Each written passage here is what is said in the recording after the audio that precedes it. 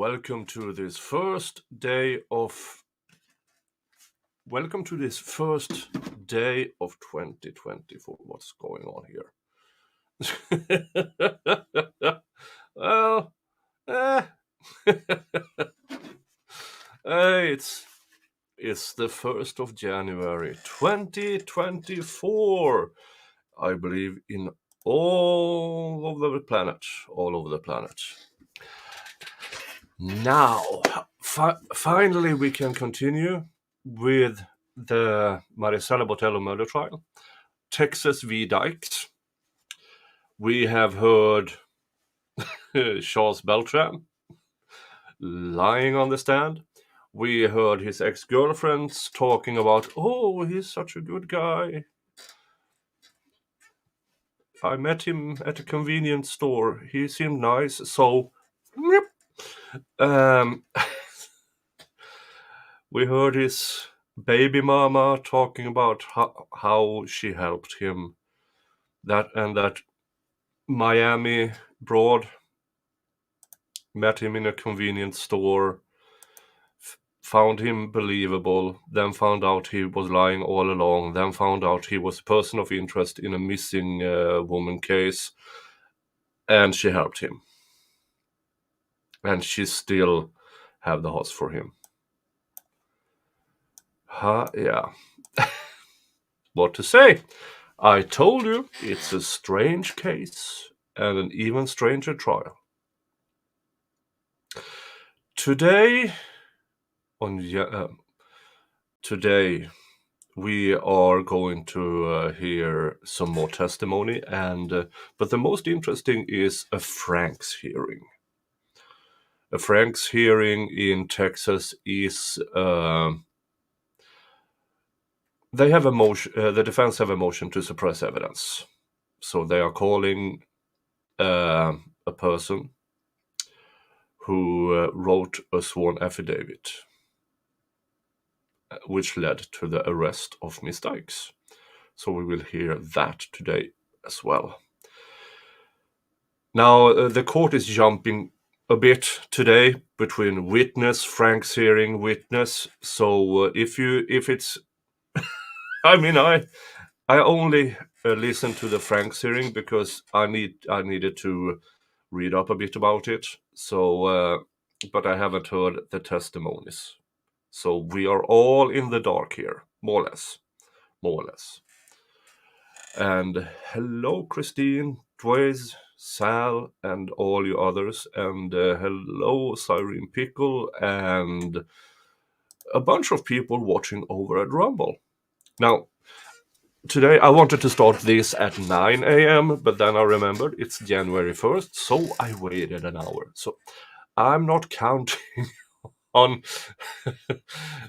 that much of an audience, but hey, there's always replay, and for you on the replay crew, thumbs up, remember that, helps the channel. And for you over at Rumble, thumbs up, helps the channel. And if you haven't followed me over at Rumble yet, go do that. Hold on while I... Rumble. That's Rumble. My Rumble link to this stream is now posted on my YouTube's. Pinning that on top of the chat if you prefer that platform, or if you just want to support that platform. Dwayne says he has to have a magical pecker because from what I saw of him on the stand, he's a terrible liar. Yeah, I said this last time, that guy has to have a Robert Johnson kind of thing going on. He went to a crossroads, he buried some coins, someone showed up and gave him the options. You can either have a successful music career or a magical dong. And apparently Mr. Beltran chose to have a magical dong.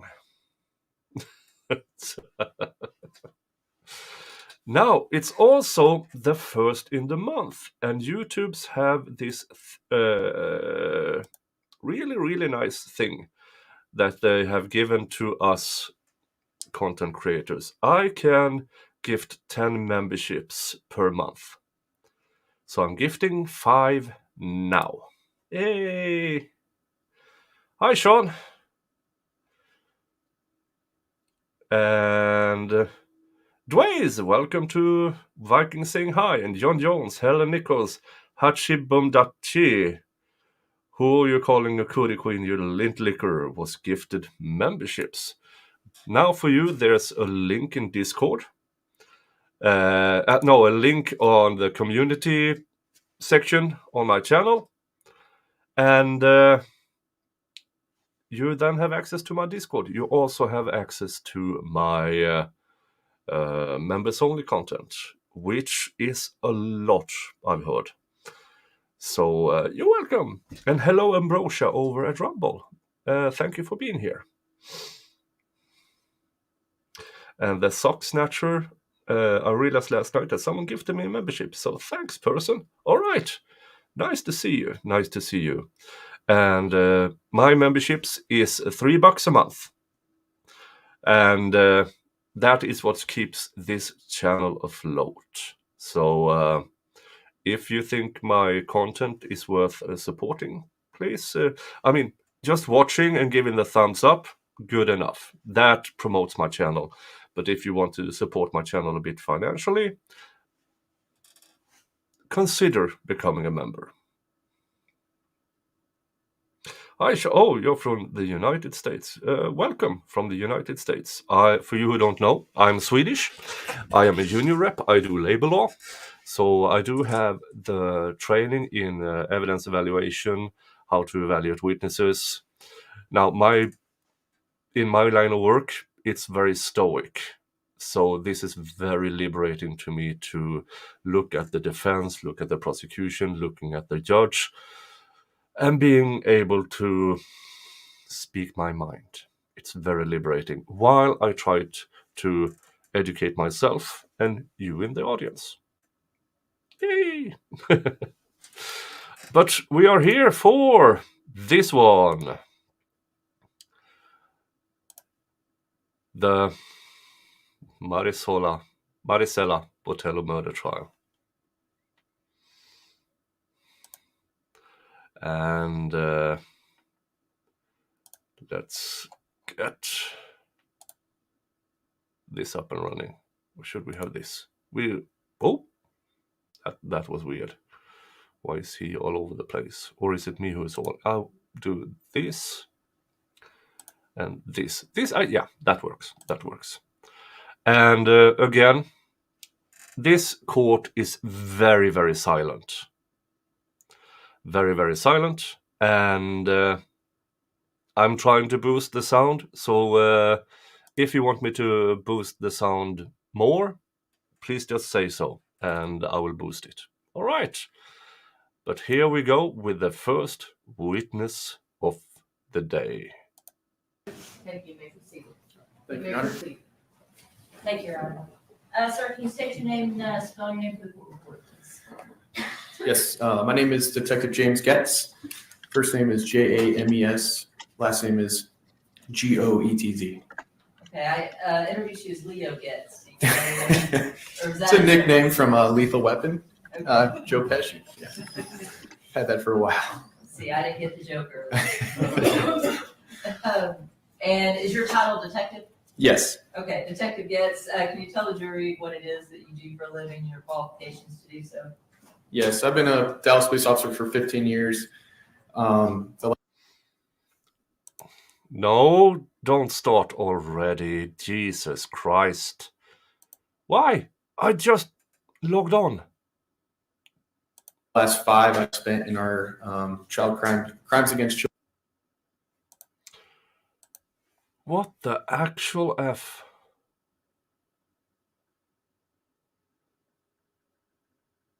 Exit out of full screen?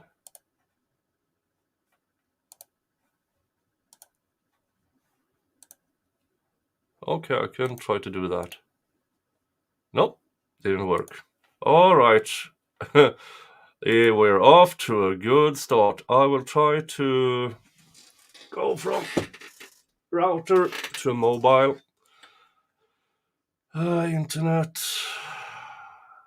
Oh, what a good start this was. Jesus Christ.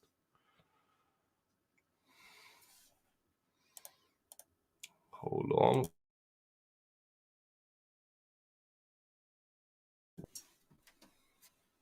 There it is. I will glitch for a bit.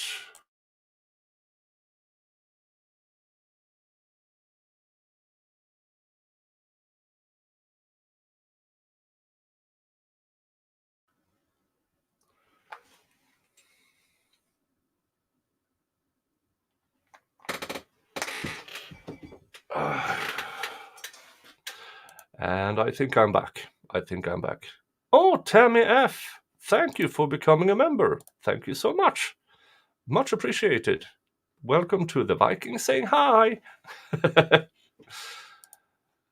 Well, let's try this again. Children unit. Spent some time in child exploitation. The last, 4.5, I've been in internet crimes against children. So we deal with a lot of online exploitation of children, and also with that, we get some forensic background. So I have some experience in forensic cell phone extractions and mobile device stuff. And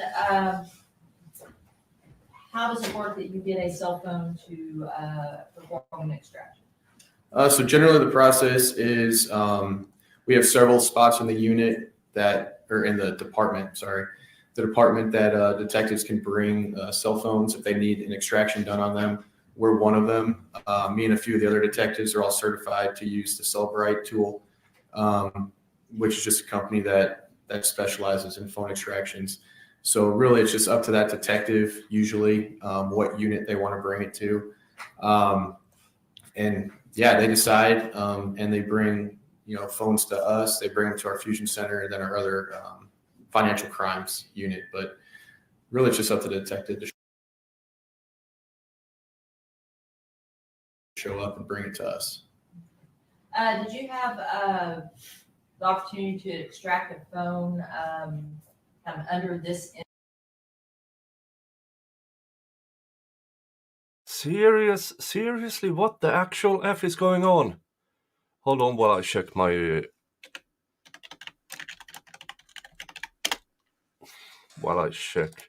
what my speeds are today.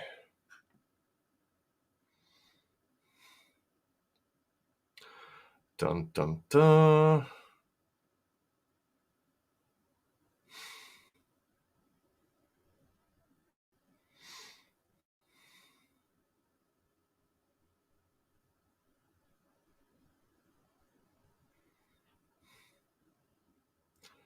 Dun dun dun.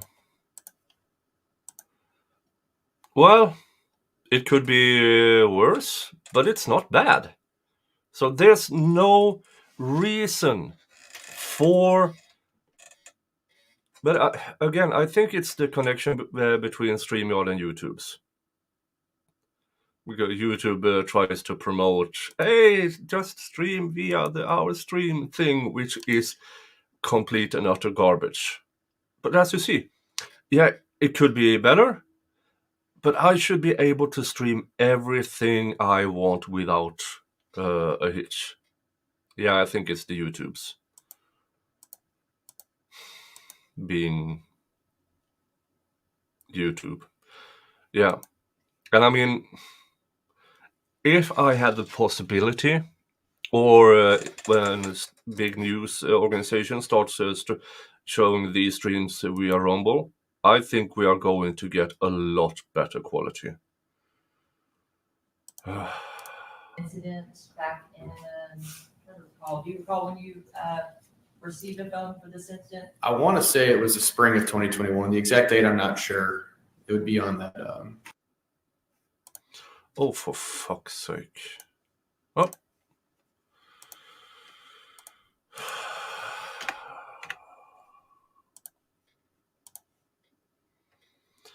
Here we go. I will try to go over to Microsoft Edge.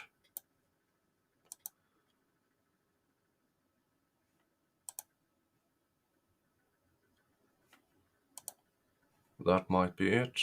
I disconnected my ad blocker.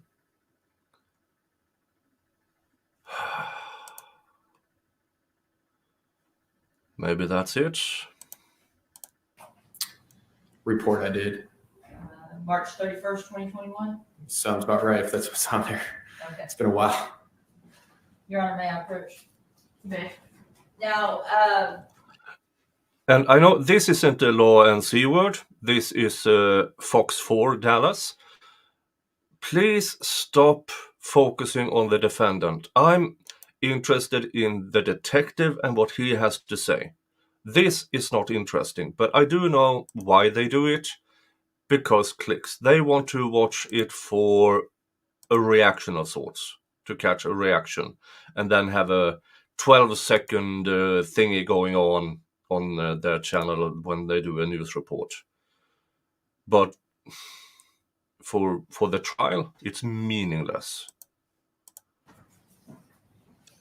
I'm showing you it's already been admitted into evidence as states Exhibit 316. Now, there's a number of phones in here. Do you recall what the name of the phone was that you were asked to extract? Yeah, so it was a Rebel 4, which is a T-Mobile brand phone. So it should be this one right here. Okay, this phone right here. Correct. And so, as part of your extraction, what do you do? I mean, we just plug it. Pretty much, we plug it into the machine. There's a few steps. Usually each phone's a little bit different. The program itself will tell us what steps to take. We have to change a few of the little like settings, and then click a button, and the phone, or the program will just kind of do the work. It pulls out essentially an image that it can capture of the phone, which is essentially a copy. Each phone, based on. Hey, it seems like turning off the ad blocker had some effect. Hey, not bad. Thanks, X-Comers. Yeah, I do almost always have ad blockers on because reasons. But yeah, let's move with this for a while. Security, stuff built into the phone. We get different levels of data from that.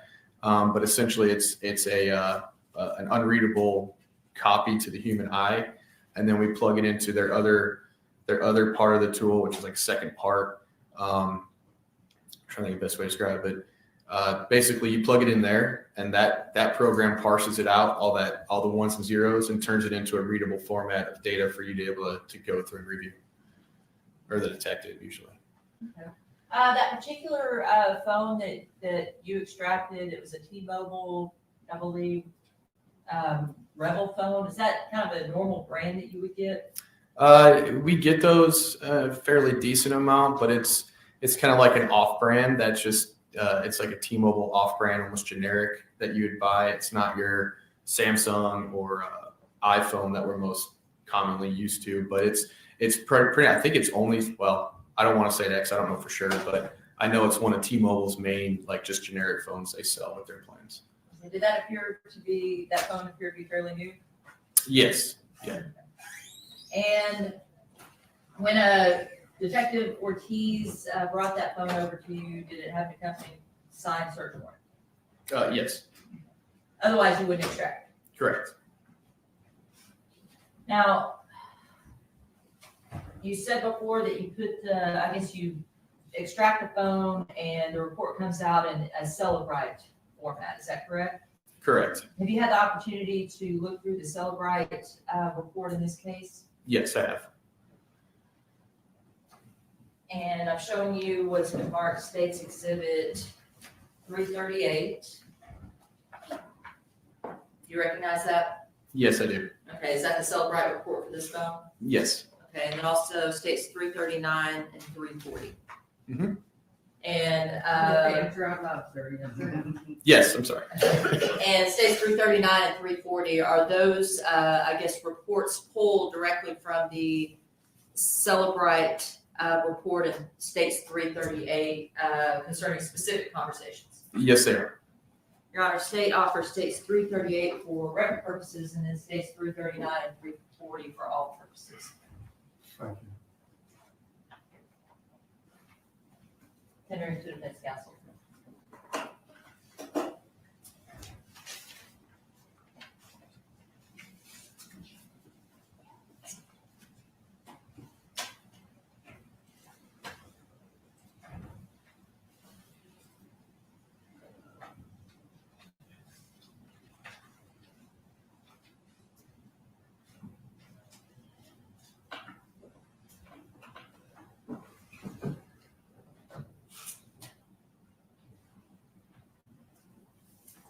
Yeah, I agree. Rumble has some. They need to improve vastly, but they are improving, and I am trying to talk to them about mainly their interface. Why it's so darn hard to find people on Rumble. That needs serious tweaking.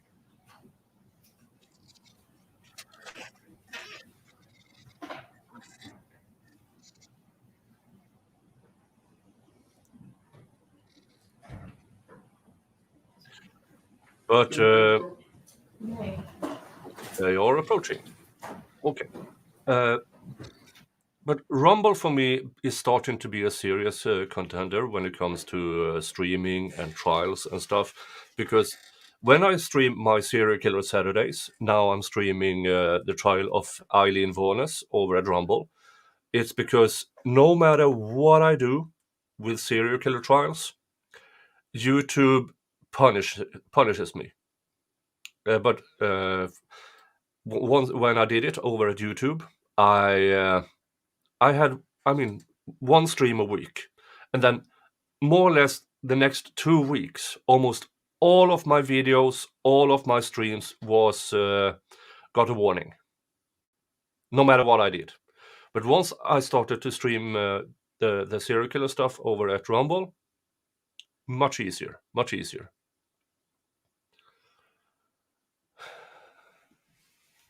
Okay. There seems to be something wrong with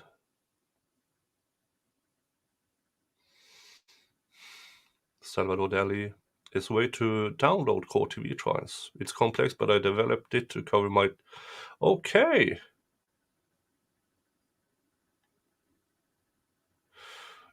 Well, why not give it a shot? Oh, The defense asked to approach to get some clarification about states exhibits 339, 340, which phone they were from. The state informed the defense that they were from the defendant's phone at the time of her arrest in Florida. And the defense said, I'm going to object, and I informed the attorneys that I would sustain that objection at this time. okay. That's Is there anything interesting. on the record? Your Honor, I believe at the bench, we clarified that these text messages in the Celebrite report are directly from the phone seized from Lisa in Florida at her Orlando arrest. Why do you do this in front of the jury? If the objection is sustained, stop talking or send the jury out. Why is this in front of the jury? Or did they remove the jury? I don't think so. Judge, this is you sustained objections. Now it's time for her to either shut up or for the judge to send the jury out and talk about it. This is ridiculous. The contents, which we have not discussed, but the contents of the phone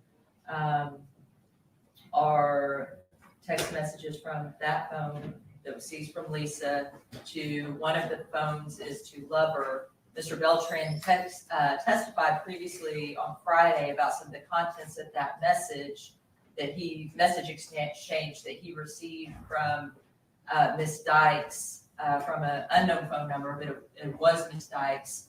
The contents of that message are, and why is his testimony are in the messages that we presented to the Hi, Vicky. court The See second, ya. and I believe it is, if I may, Mr. Harris.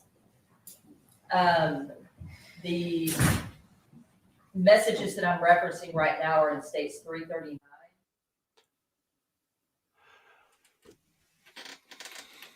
Fox Dallas, what the frick?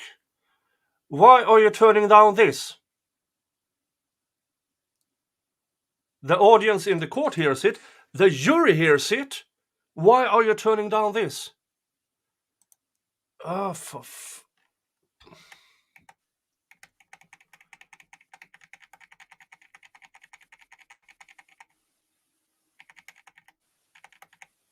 come on.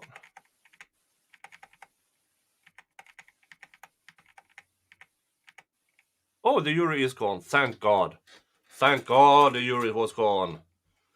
Oh, okay, I was wrong. The jury was gone during this. That, my friends, is Mr. Botello, Marisela's father. He has been in court every day.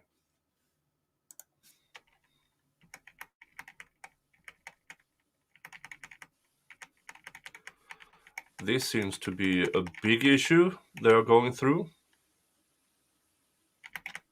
But thank God the jury was out on it.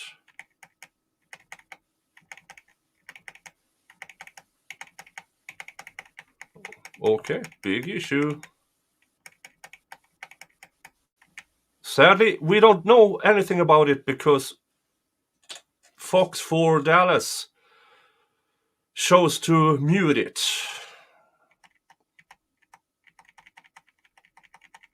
Yes. The objections that the defense was making regarding what is contained in the affidavit, if you still want to have that hearing. Yes, Judge. Okay, now comes the Franks hearing about the affidavit. Now, the foundation of this hearing is the defense has discovered something weird in this when they got the phones and downloaded all of the contents and wants to show it to the jury. There's a discrepancy between the affidavit and the evidence they want brought in some shape or form. Now, this I listened to, so I know what's going on. But I will refrain myself from commenting. I just want you to hear this. All right, now that is separate and apart. It kind of goes hand in hand with where we are with regard to their other objection regarding. This is a different issue regarding the reason I was sustaining the objection where we're at right now in the trial. So the one that, may I, Your Honor? Yeah. The one that We're Judge not on Belita the was record. down for, is that what you're talking about? I'm sorry? Judge Belita, was she down here for a hearing? That was a separate, that was kind of a separate issue. He wanted to have a hearing regarding the issue of Frank's hearing, but I'm gonna allow him to question Detective Ortiz about the affidavit. Right now, since we're at the portion of talking about this specific warrant and this specific phone. He's tell us. Is he in the building or is he out? He's in the building, yes. Right. Last time I saw him, he was in the building, that's an hour ago. So I just Okay. go here.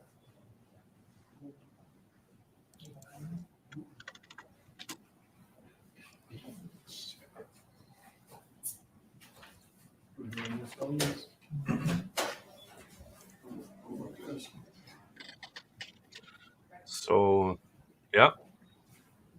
Sorry, I was writing. Yeah, I know I have a mechanical keyboard. I am looking for a more soft one. So you don't hear my clickety-clackety. So I'm looking into it. I'm looking into it. Yeah, thank you.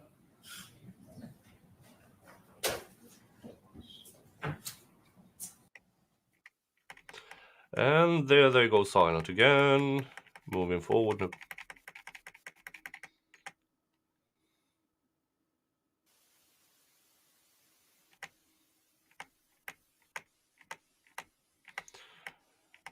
judge is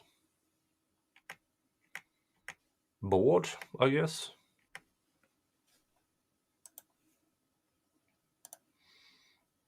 Thank you so much. Yeah, I'll try to keep it somewhat in shape. Hey, thank you.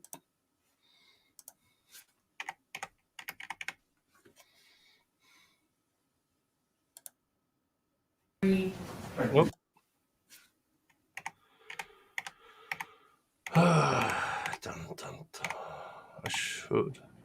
Oh, we have sound again. I should have kept timestamps, maybe.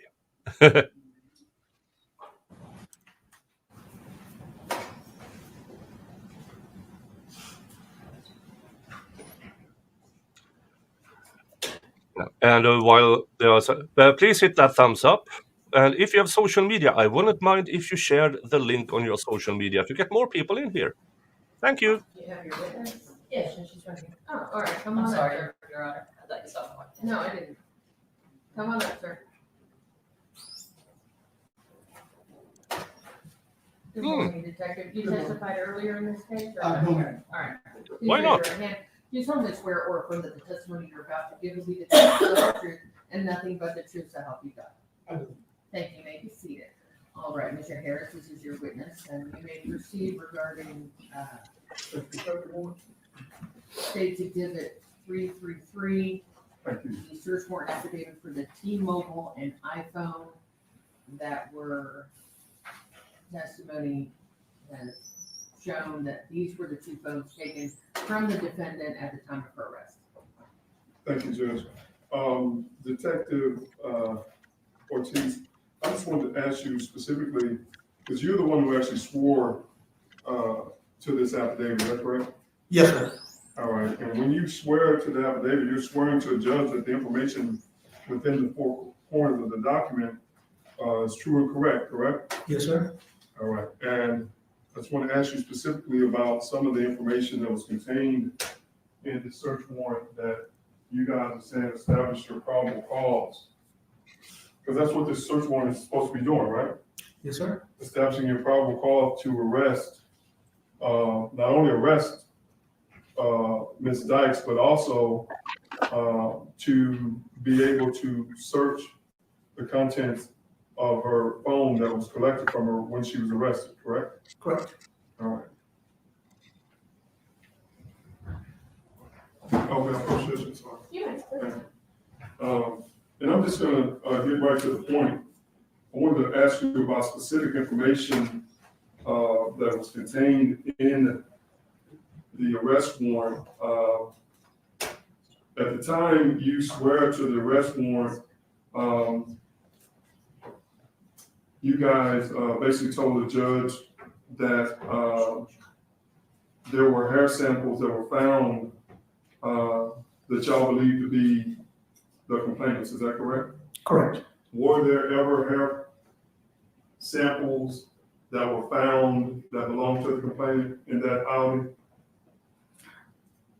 Inside the Audi, as far as I know, none of the hairs actually were the complainants. Did you hear that? In his sworn affidavit to the judge for the arrest and search warrant of Miss Dykes' belonging,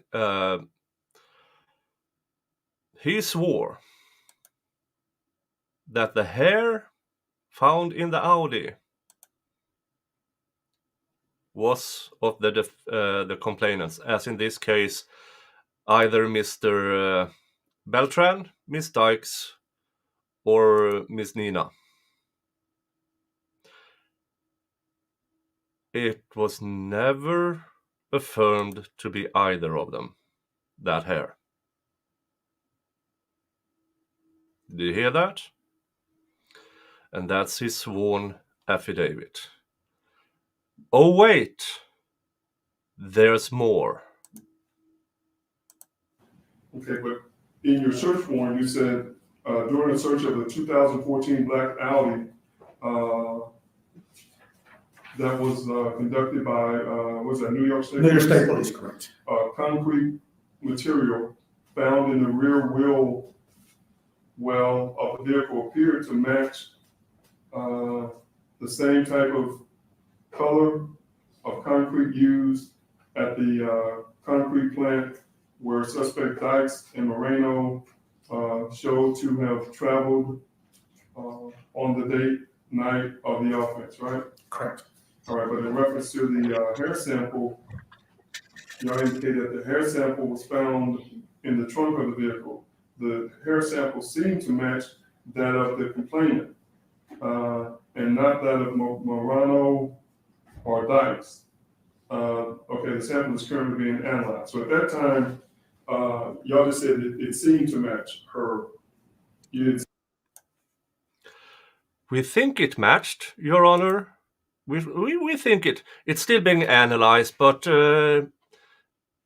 we think it will. We think it will match. Spoiler: it didn't. So a bit preemptive there, Detective Ortiz. It was hers, correct?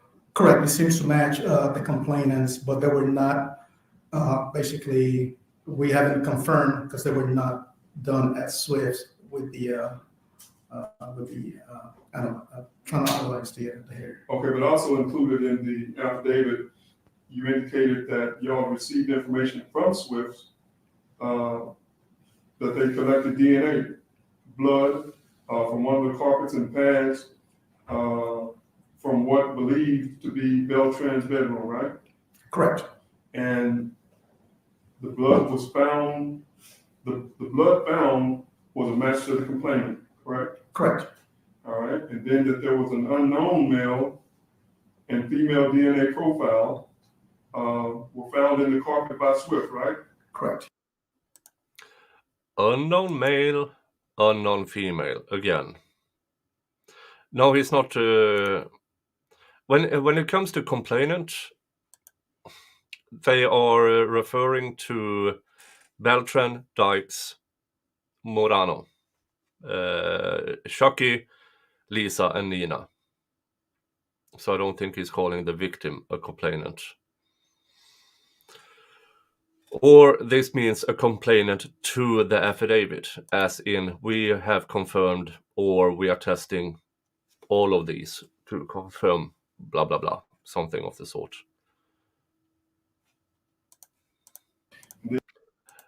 And unknown male, unknown female. Who are they? We don't know. Because it was tested, but to my knowledge, they didn't find a match in the system.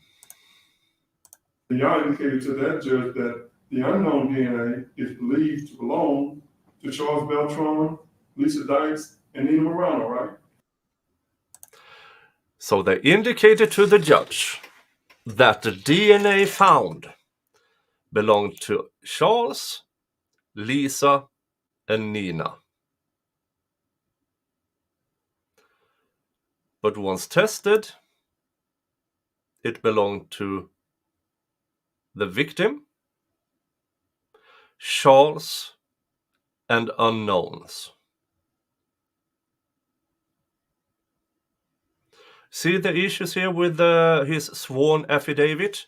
That it seems to be, Judge, I'm guessing here, but please give us an arrest and a search warrant.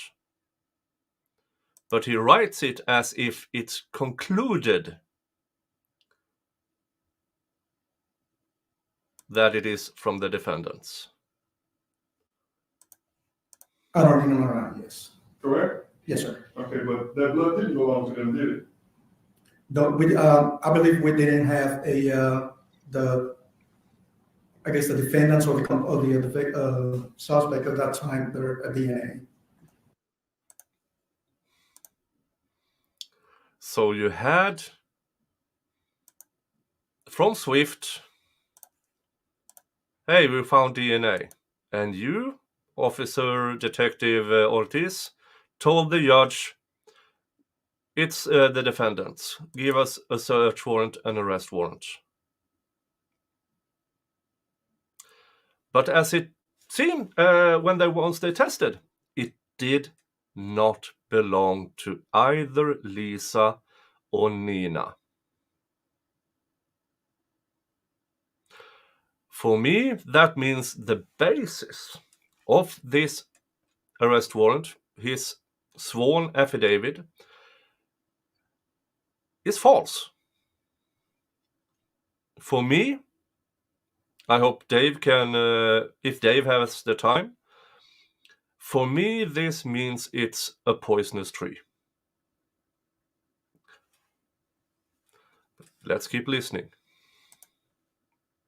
But they have not been compared yet. I know, but my point is, you're leading a magistrate or the judge that y'all presented this to believe that the unknown DNA that was found in that carpet in Mr. Beltran's room belonged to Mr. Beltran, Miss Dykes, and Miss Morales, correct? Yes, believed to be. He swore that the DNA found, or the blood DNA, found on that carpet was from Mr. Beltran, Miss Dykes, and Miss Morales in a sworn affidavit. And listen again to his answer.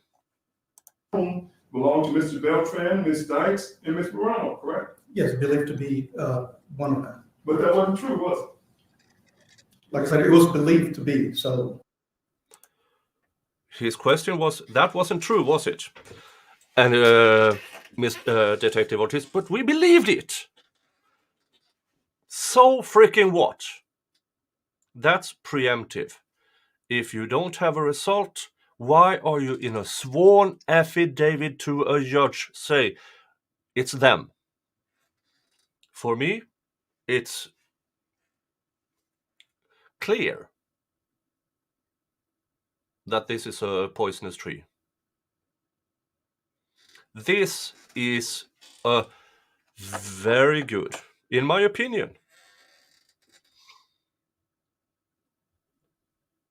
that this is a good appellate issue.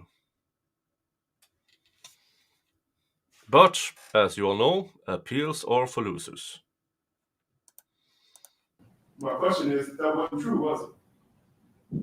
Well, not after it was done, the sweat was done, then it didn't belong to any of them, except for the complainants.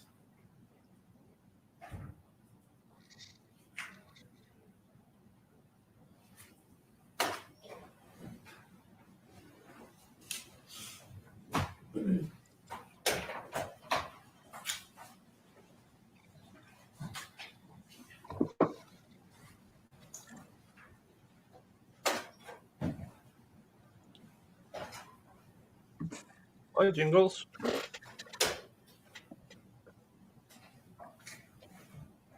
Want to jump up?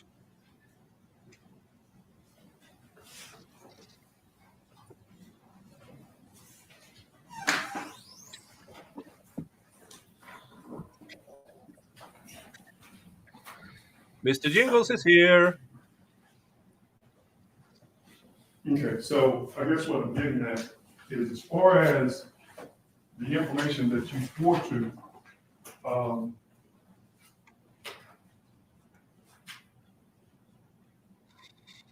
not only was that hair sample not that of the complainant in the case, even though y'all believe it was, right? But at that time, we believed it was the complainants, the hair samples. This is the detective avoiding answering, giving a straight answer, in my opinion. This is a clear question. The hair did not belong to the complainants, right? That's a yes or no answer. But we believed it was. I don't care what you believe things. If evidence, if it was enough with believe for evidence, then you could prosecute anyone for anything. by just having a cop on the stand saying, but we believed it was. That's not enough for me. But specifically, the blood that y'all indicated as a part of your probable cause to get into Mrs. Dykes' phone, that later turned out not to be the blood of Mr. Beltran, Ms. Dykes, nor Ms. Moreno, correct? Correct. Boom. That should be it. In a sworn affidavit to get in to arrest Mrs. Dykes, to search her belongings, to download her phone, that information was false. Again, in my opinion, fruit of the poisonous tree. Should be thrown the frick out. Jesus Christ. Jingles. Ow. Ow, ow, ow, ow, ow. Why are... Mr. Jingles has been very cuddly for a few weeks now. I think he enjoys the attention from you guys. He wants to be almost on screen. No clause. No, definitely no clause there. Okay? Do we have a deal, Mr. Jingles? No clause, especially not there. Let's keep listening. So again, that's incorrect information, wasn't it? Well, after the Swiss was done with the investigation, then it turned out to be incorrect. That's all I have, Judge. All right. Did you have any argument you want to put on the record, Mr. Harris? No, not on the keyboard. You know that. Down you go.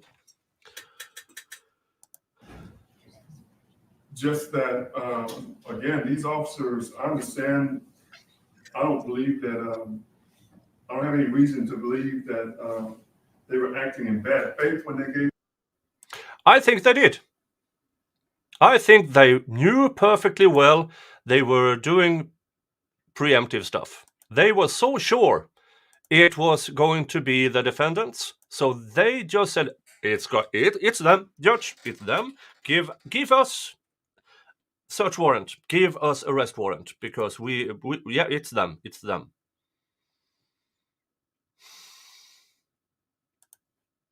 This false information, Judge. I just think that they were under a lot of pressure to obtain some type of arrest in this case, and as a result of that, they did overstep their bounds and include information that was incorrect. And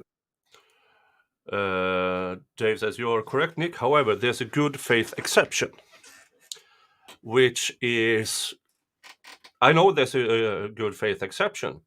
However, I think good faith exceptions are crap.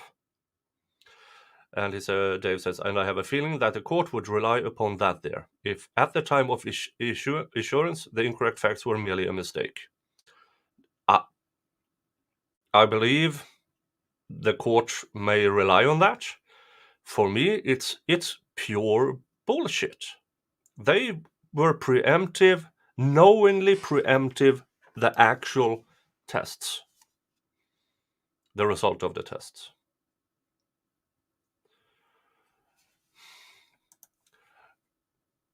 Dave also says, I don't like this roll backwards and police rely on it a lot. Yeah, I mean, why on God's green earth would it be enough to a cop to swear under the penalty of perjury information that isn't established?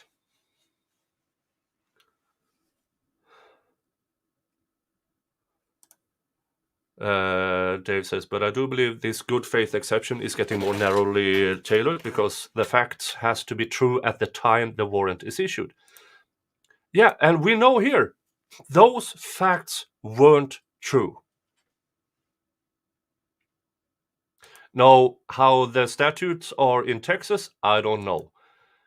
I don't like it one bit. Because if it's enough for a cop to go, I have a hunch, my gut feeling says, and then swear in a sworn affidavit, this is the information you need, Judge.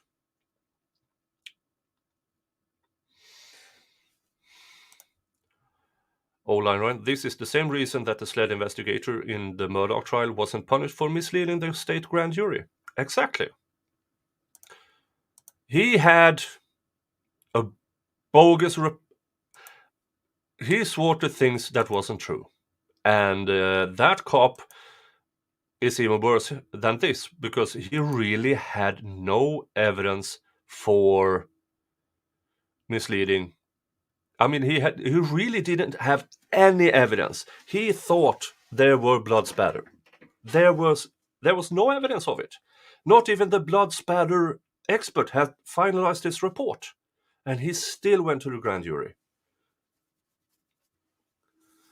Yeah, I mean, officially, just a mistake. OLR. Yeah, and it's infuriating because this means at this time in Texas, a cop can guess, write it as a truth, and then later on, whoopsie, good faith mistake.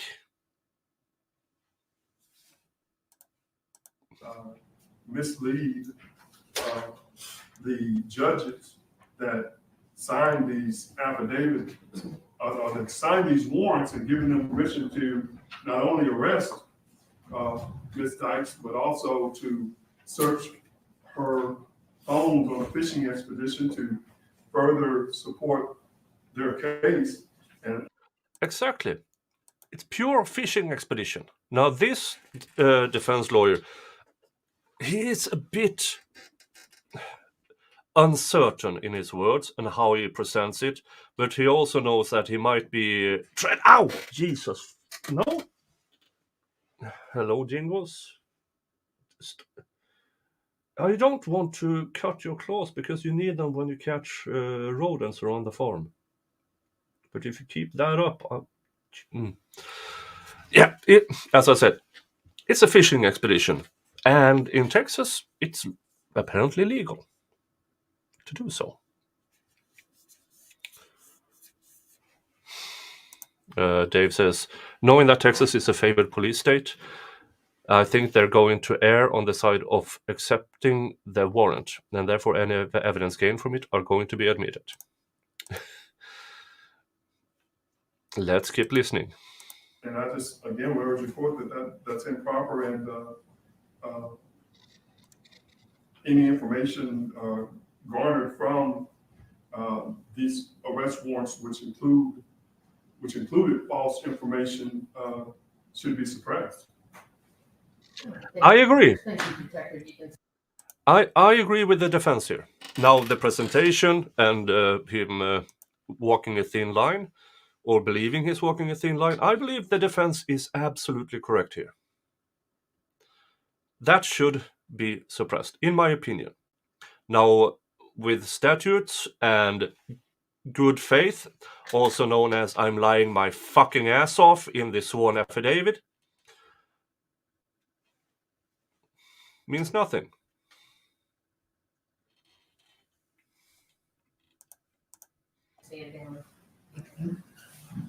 All right, the court finds that the affidavit for search warrant in State Exhibit 333 is sufficient, that the information contained therein was what the police had at the time and was not made in bad faith, and is fully sufficient to establish probable cause to search the T-Mobile. Ta fucking da. Yeah, you were right, Dave. Oh, it's not bad faith. I argue it is. Because they know the statutes, they know they can throw a wild hunch and claim it as facts in a sworn affidavit, and judges will, yeah, sure. And what amazes me, this is Texas, self-proclaimed freedom state. As in, don't trust the government. And yet here we are. Pissing me off. Phone and other phone, the iPhone, that were confiscated from the defendant, Lisa Dykes, at the time of her arrest in Florida. Now, before I bring the jury back in, I'd like to see if the state can lay the predicate for state exhibits 338, 339, 339 and 340. Yes, Your Honor. Yeah, that was a bad argument. I don't believe it's in bad faith. Just leave it out. Just say, here are the facts. What he claimed on his sworn affidavit was simply false. You can say it? Yeah. All right, come on. Hey, no worries. Take one off your dock.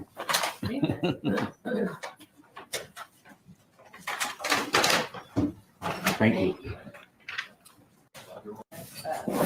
The hearing with Detective Ortiz. And back to the previous hearing. Now, gee, what was his name now again? Clutch. Guts.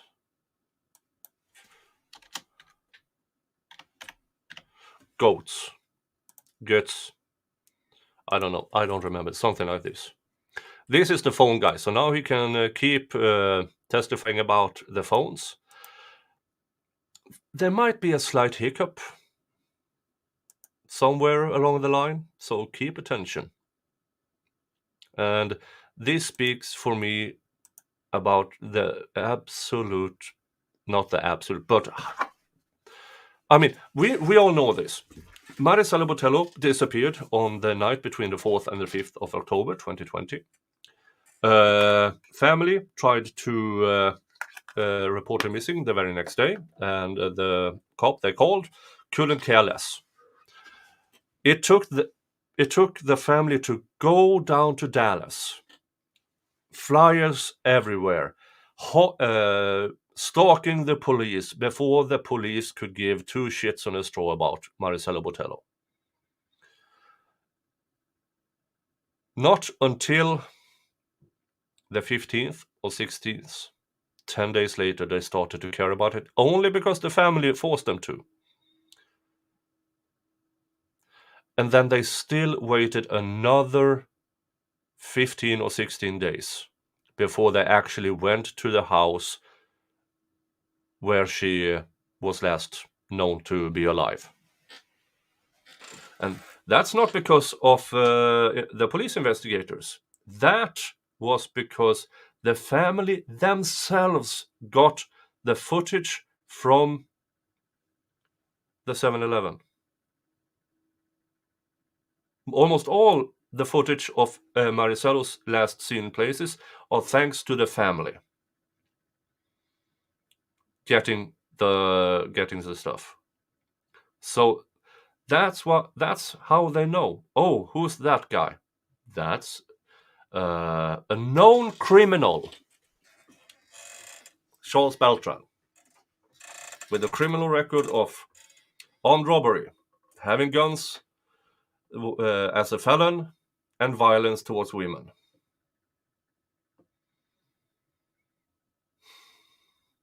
And then almost nothing happened until Marisela Botello was found. And here we are. And now let's listen to this guy explaining the phones. And this hearing regarding predicate have been conducted outside the presence of the jury. All right, may proceed. Thank you, Your Honor. Detective Gates. Yes, yeah. Now, you were given a phone, T-Mobile Rebel 4, and this is states Happy New Year. 317, that is the box Hi. of that phone, and also states 316, which has the actual device that you extracted. Is that correct? Yes, for sure. Okay, what is IMEI number For- on that phone? For this device, Yes. so it's on the back here, 015 7350012399932. And is that the same IMEI number on states 317, the corresponding box? Yes, it is. And in states 333, the affidavit for search warrant, is that the same IMEI number for Pay this attention. T-Mobile phone that, which is states 316. Yes. Yes, it is. Now, you conducted an extraction of that phone and generated a Celebrite report based on that extraction, is that correct? Yes. Okay, and on your report, does it state the phone number, the phone and the ID number on your report that corresponds with the phone that you extracted? Let's pause a bit here. Oh, Canonical Heat, thank you for your 10 gifted memberships. Thank you so much. And dun, dun, dun. It was gifted to Frick Snowden, Phoenix Fire, Nikki K, E. Warner, Hannah, Dennis Eaton, Shikibabi3, K-Pick, Bethany Howe, Lilu. Hey, my chat will be fully green before the end of this stream. Thank you so much for your 10 gifted memberships. And for you who are, I recognize a few of you, you know what to do. You now have members-only content, access to my members-only content. And for you who are completely new members, welcome to Vikings Saying Hi. And you now have access to all my members-only content, and in my community section on my YouTube channel, you now have the link to my Discord, where you can keep debating and discussing the cases I'm following. Thank you so much again, Canonical Heat. Now, the last question was, does his report correspond with the phone thingy? And for that to happen, the facts must be correct. Let's see if it was. Oh. And here we go again. I just paused and it's buffered and I have my ad blocker off. Yes, it should. Let me find it. It should. Let me find it. So we should read it in this format. So the Rebel 2 Plus.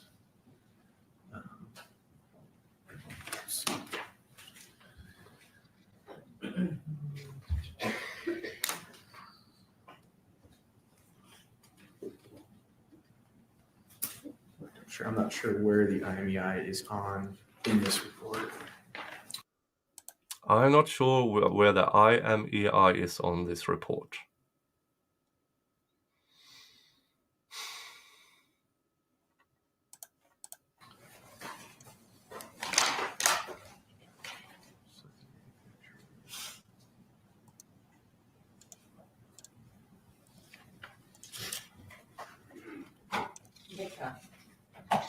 You think you find it? But I don't see it on there.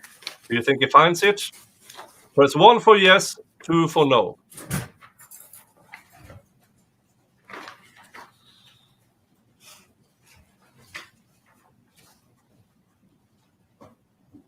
I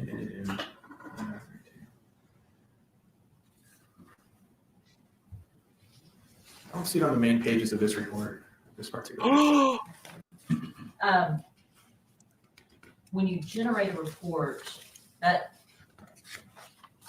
on Celebrite, does it generally have the IME number located somewhere? It generally does. I believe the report that I created of my extraction, I would have taken a picture of this screen of the phone with the IMEI on it.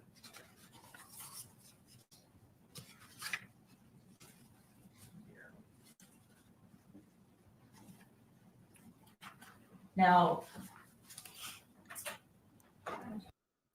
And now you might try to hear the prosecution trying to salvage the situation that just occurred. Here's my take on it. If a person on the stand can only testify, yes, it's the same phone, but you can't see it in the report that is handed over to the defense. Exactly, Mads. How do they know it's the right report without EMEI, but whatever, yeah. The IMEI report.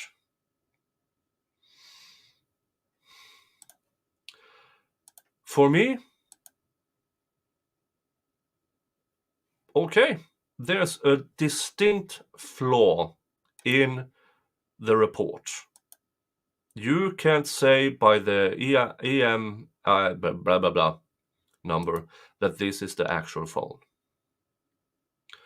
You may do it by extracting the text and you may reach a conclusion. I don't care. The basic fact should be, before you go into the phone and before you even testify about what's in the phone, that you must establish that for the court that it is the actual phone.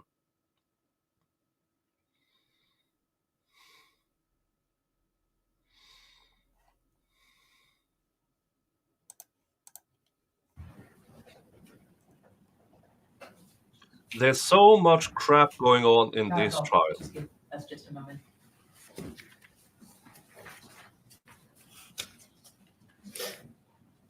I mean, establish the basic fact first.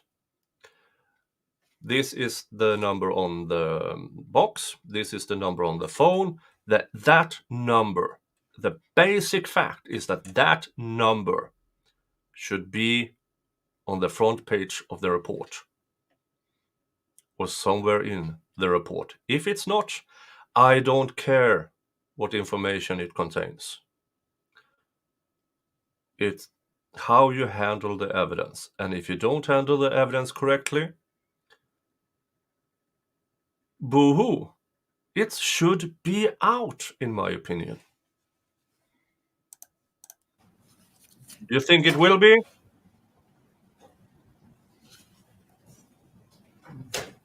Hi, Ambrosia and Leila Marie over at Rumble. Good to see you.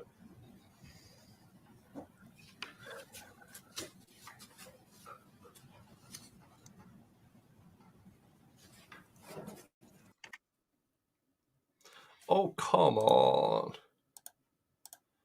This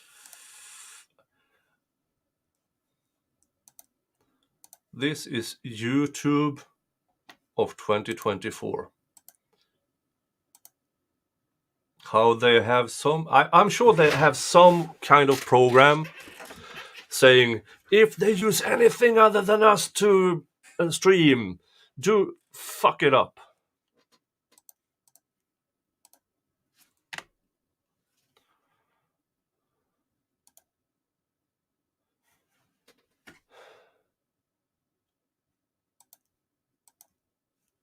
Is that what you're asking him? Yeah, I'm just asking.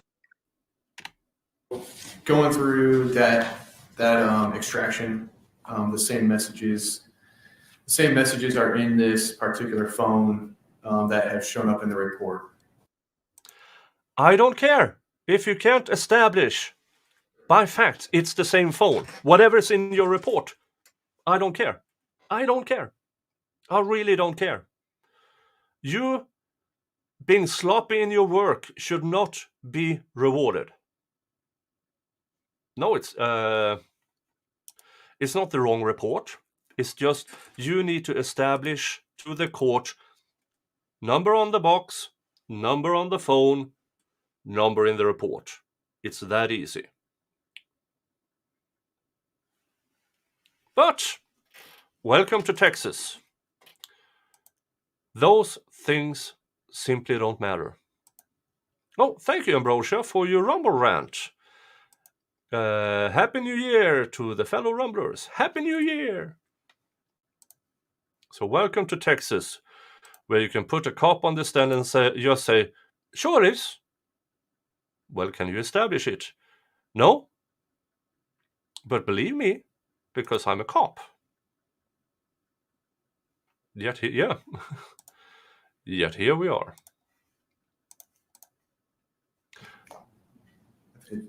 Is that what you're asking him?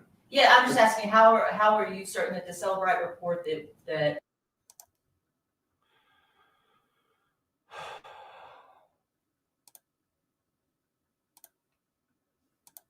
Oh, for YouTube, I sincerely hope you go bankrupt sometime in the future. if you keep doing this absolute shit fest. Sorry, folks, for my language, but this is just ridiculous. This is simply ridiculous.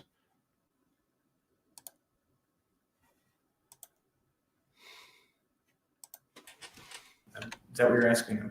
Yeah, I'm just asking, how are you certain that the Cellbrite report that you're looking at is the Cellbrite report from the extraction that you did of that?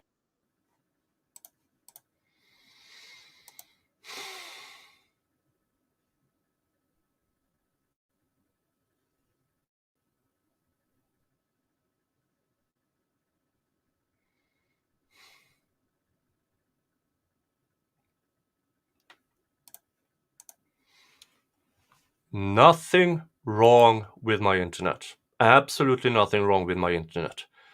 This is YouTube being the C word.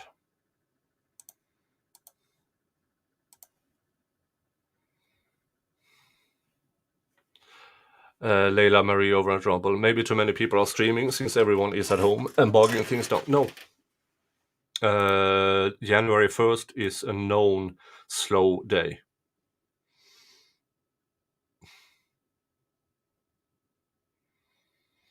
And I turned the ad block off. And I have to have my sound enhancers because the trial is so silent. Yeah, totally not a Russian bot, but we are only an hour in.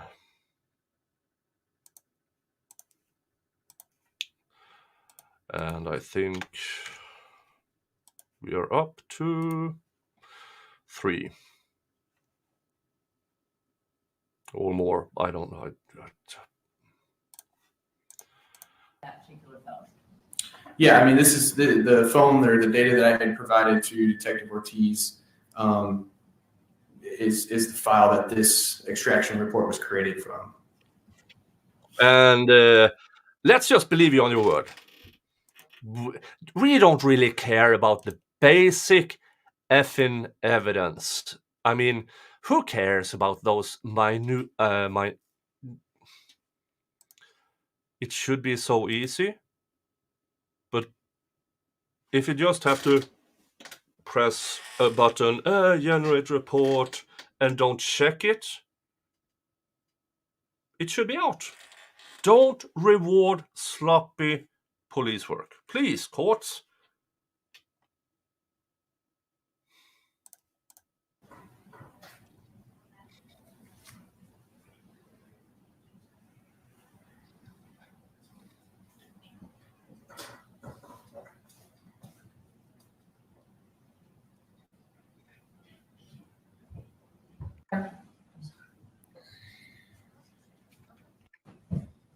The timeline of the, can you be more specific? And I'm asking as far as the timeline from the extraction, does it appear that all the activity begins on a particular date, March 26, 2021? Objection leading. Yes, it does. Around, I think it was 11 o'clock. And it appears that the messages on that phone also end on that same day, is that correct? And all the information from Yeah, and by the way, the defense didn't object, so it's in. that particular phone? Yes, it does. And I may look at states 338. I need coffee. I need something else too, but I have work in the morning. What is the machine name? So that's going to be the machine that actually performed the extraction. So that's going to be the desktop in our lab that did the extraction. So the next page has the device details that was pulled out of that phone. Okay, and what is, I guess, an MSISDN number? That's, don't quote me. want to say that has to do with the. Don't quote me. You're in fucking court, under oath, on the record. Don't quote you? Yeah, fuck yeah, I'm going to quote you. What you're saying right there on the stand is under oath, on the record. You absolute. The T-Mobile carrier information, a number that they would assign to the phone. Okay. And detective model, that's a 5007W, is that correct? That what it says here. Yes. And based on everything that And defense, what the actual F are you doing? If he says, don't quote me on this, objection, speculation. you've reviewed, preparation for today, and the cell phone that you have seen here on states 316 has already been admitted, and the cell phone report, cell right report that you. I know they have a friendly revenue split, but I already have YouTube's and Rumble, and I also have this on Twitter.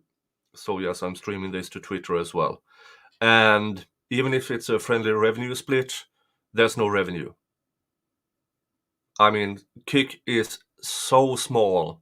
I mean, I'm making pennies on Rumble, but the occasional. I think if you go by the numbers, Kick has less than 5 million users, and that's simply not enough to. While Rumble has, I think, around 50 million users, and YouTube's have billions of users, it's all about how much effort do I need to have on it, because I'm barely keeping us as it is on YouTube and Rumble. But thank you.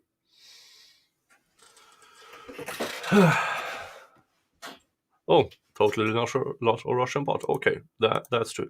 But thank you, Carmen, for the suggestion. I understand, and I thank you all for trying to help. I just don't have the time to explore other options at the moment. And I do think that Rumble 2024 will be the year of Rumble, since YouTube's is apparently getting rid of a lot of political channels. And Rumble is simply a more free speech channel or platform. So I do think the more YouTube gets to the banning board, the more Rumble will grow. And no matter what you think about the politics, advertisers will go where the people are.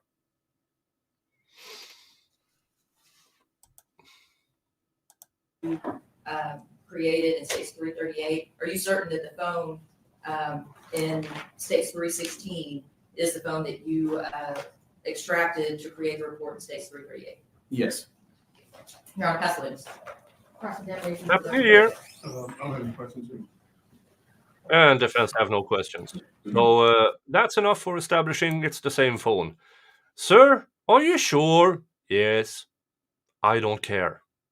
If the number isn't there, tough to be you. Out it goes, in my opinion. It should have been out the window already in the sworn affidavit for the search warrant. Yeah, I know Rumble is suing Google. And yeah. All right, may I see State's Exhibit 338? Yes, Your Honor. Your Honor, state reoffer states 338 and 339 and 340 for all purposes. Is there any, are you, for all purposes? I'm sorry, 338 is for record purposes and 339 and 340 for all purposes. Those are specific conversations out of states 338.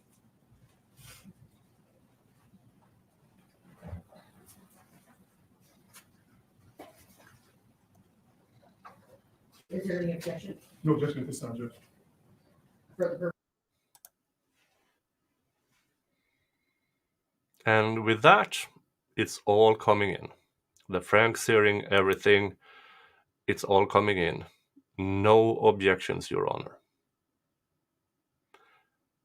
Defense, you should have said, other than objecting to your decision on allowing this in at the first place? Shit. Was it done hearing or before the jury as well? The jury's name. Then let's have the jury back in. Yeah. A good hour waste of time. Because, yeah, the defense tried to get it thrown out. It wasn't thrown out, and they gave up, in my opinion. You can go through this process again.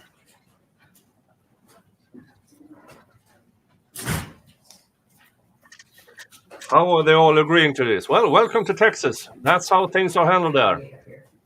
Thank you. Can the cops guess good enough? Oh, it's good enough for the Texas court. 39 or 340. We're ready. And the jury.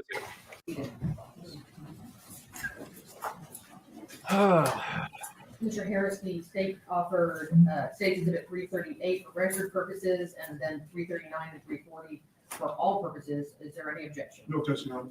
All right, then State Exhibit number 338. No is for objections in record front of the purposes jury. only, and 339 and 340 are admitted for all purposes. Do you understand? I mean, it's a strange case. It's a strange trial, and I don't think the defense is doing a good job. I really don't. There are so many things they could have impeached almost every witness on. And they could have done such a much better job against Mr. Charles Beltran in impeaching him of being a compulsive liar. He's a lying liar who lies. But they didn't hammer it in enough, in my opinion. And here we are. Thank you, Your Honor. Thank you. Detective, when you were looking at States 338 for the entire Celebrite report that you ran on this, did it appear that all of the messages and activity from that phone took place on the same day? Yes. And what day was that? You recall? I believe it was March 26th, Okay, 2021? 2021, yes. And you mentioned before that it appeared that phone looked fairly new. Yes. Now, Appeared. permission to publish States 339 and 340? You may. Welcome to Now- Guesses 101 admitted as evidence.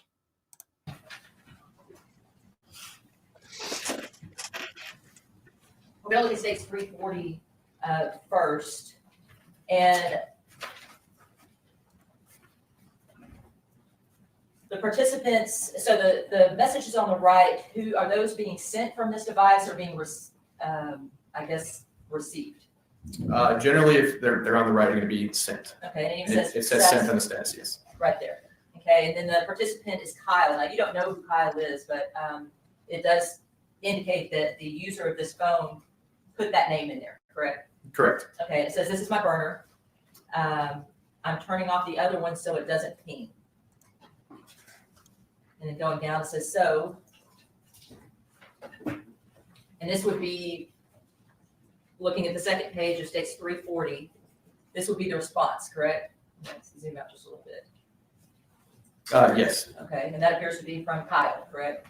correct. It says, call me when you get a second. It should be on the road out of Dallas at 2:30, waiting to fill Val script so she can, so she good on the road, about to be on the road, taking the act seat out now. And that's at 3/26, 2021 at 3:31 p.m. Is that correct? Correct. Okay, and the response sent says, okay, great. I need you guys so we can use Val's debit card for these reservations. I'm feeling exposed. And that's at 3:46 p.m. On 3/26/21, correct? Correct. Kyle's response is, I know, I'm just now getting everything together, loading the car now. To which the owner of the phone responds, be careful, okay, be careful, don't speed. I really love you. You should be proud of Aaron and Chelsea. They came to me scared to death, but they came. And this is at now 4 p.m. On 3/26/21. Is that correct? Yes, miss. And that's page 3 of States 340. Now, turning over to page 4 of States 340. And again, this is from the owner of the phone sending to Kyle. Jim wouldn't do it, but he told them I was coming to their house every weekend. You're saving me for a minute. Who's Kyle? I don't feel bad for Jim. He can't help it. Somebody had to be Judas. And Kyle responds, it's Jim Fauchot. We leaving just now, grabbed the last of the stuff for the car. To which the sender responds, okay, cool. And then page 5 of States 40, it indicates that the sender says, pray Nina signs the form. And that's at 4:28 on 3/26/21. Is that In the phone obtained from Miss Dykes, they started to use different names. But the state claims, oh, it's them. It's them. It's Nina, Chucky, and Lisa.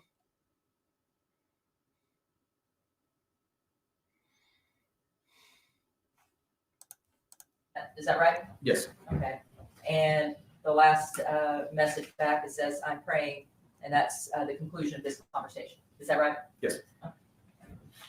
Now, that's in States 340.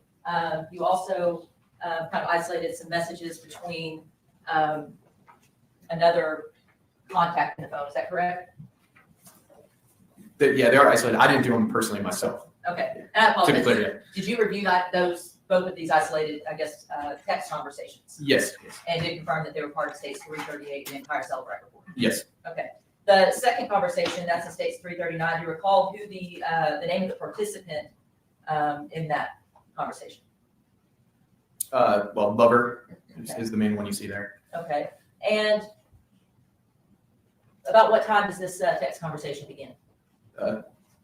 March 26th on 2021 at 11:28 a.m. And it appears the center of the phone is saying, hey, love, we good. And then there's no response for some time. And at 2:47 p.m., what is the response? I'm sorry, not Okay. what is the response, what is the next message? Guess not, with some periods after. Okay. On page 2 of States 339, does Lover finally respond? Yes. And what does Lover respond with? Yeah. And then you with a question mark. Okay. So then the message is, yep, I'm still hanging out, and that's at 3:47 p.m. Is that right? Yes. Okay. And then attorney or ATTY, do you take that as a abbreviation for attorney? Yeah, I would. Okay. Yes. Attorney is seeing the wife today. To which Lover responds, okay. And the response to that is, I really wish we were together. It's hard to watch your own back. And that's at 3:56 p.m. Is that correct? Yes.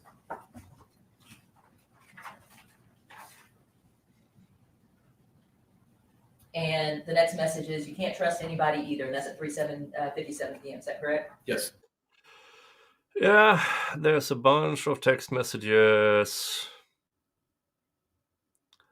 Let's move forward to the cross-examination.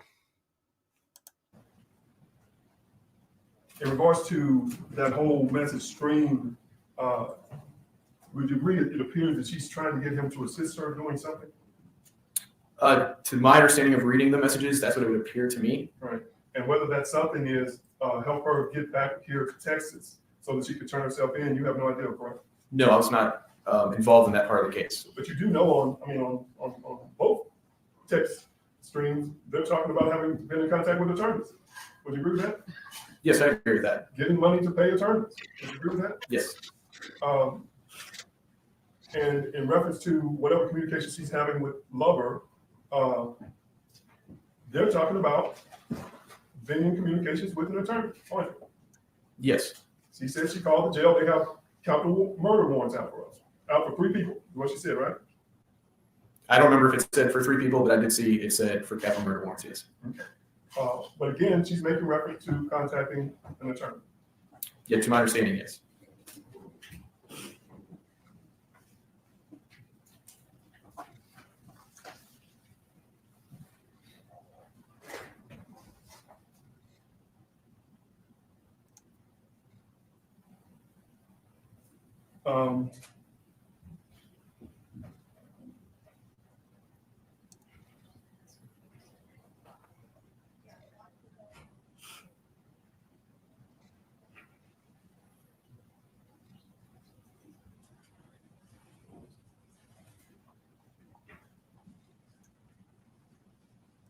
In fact, she specifically indicates that attorney is seeing wife today. You remember that? Yes.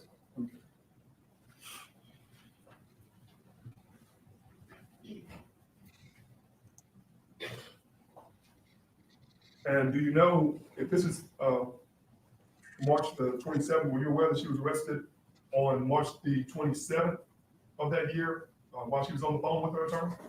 I'm not aware of any details of her arrest, no. Okay, that's good. That's all I have.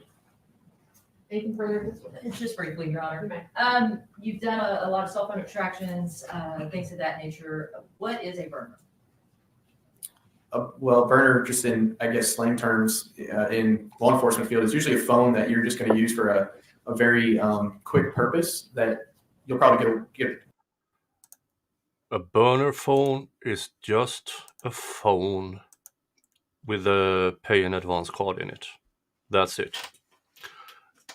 Criminals might use it for heinous reasons, or people who just want to be left alone from the government. Rid of pretty quickly as well. Something that you don't believe is tied to you. That's what it's, Your Honor. Nothing further, Judge. May this witness be found disputed? No objection, Your Honor. No objection, mistake. Thank you, sir. You're free to leave and go back to prison. Please watch your step. Thank you, Your Honor. Thank you. All right, ladies and gentlemen, the jury is now 12:15. We will go ahead and break for lunch. I expect you back in the jury room no later than 1:15 p.m. Please remember your instructions. All right. Okay, lunch! Let's skip ahead.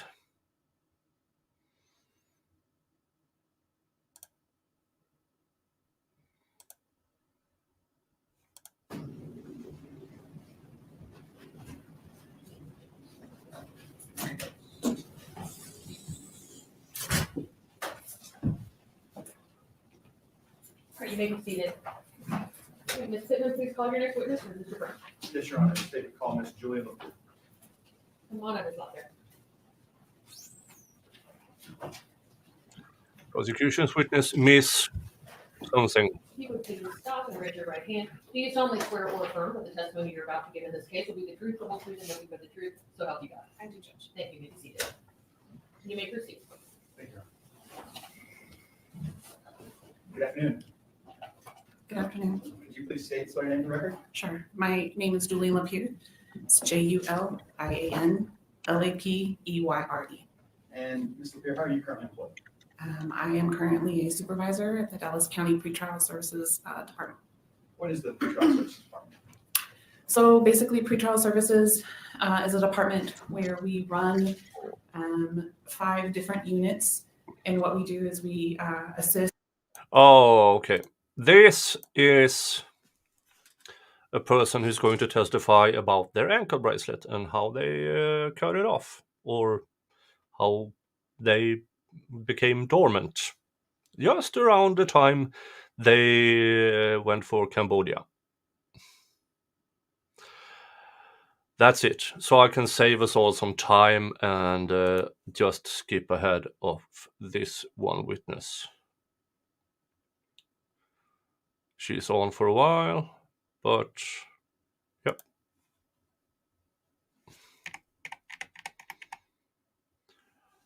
Okay, let's go to the next witness. Call your next witness. Yes, Your Honor. The state calls Kathleen Nichols. Kathleen Nichols.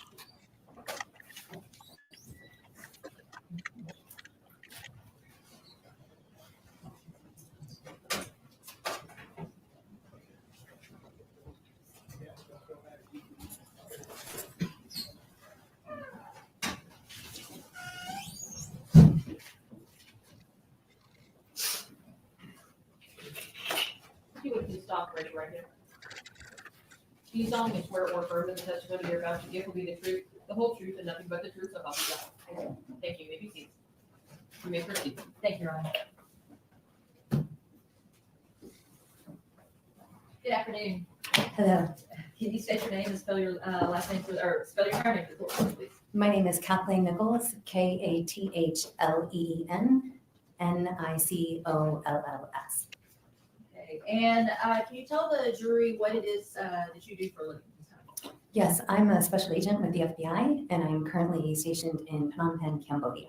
I'm the assistant legal attaché, so working FBI matters in Cambodia. We cover Cambodia and Vietnam.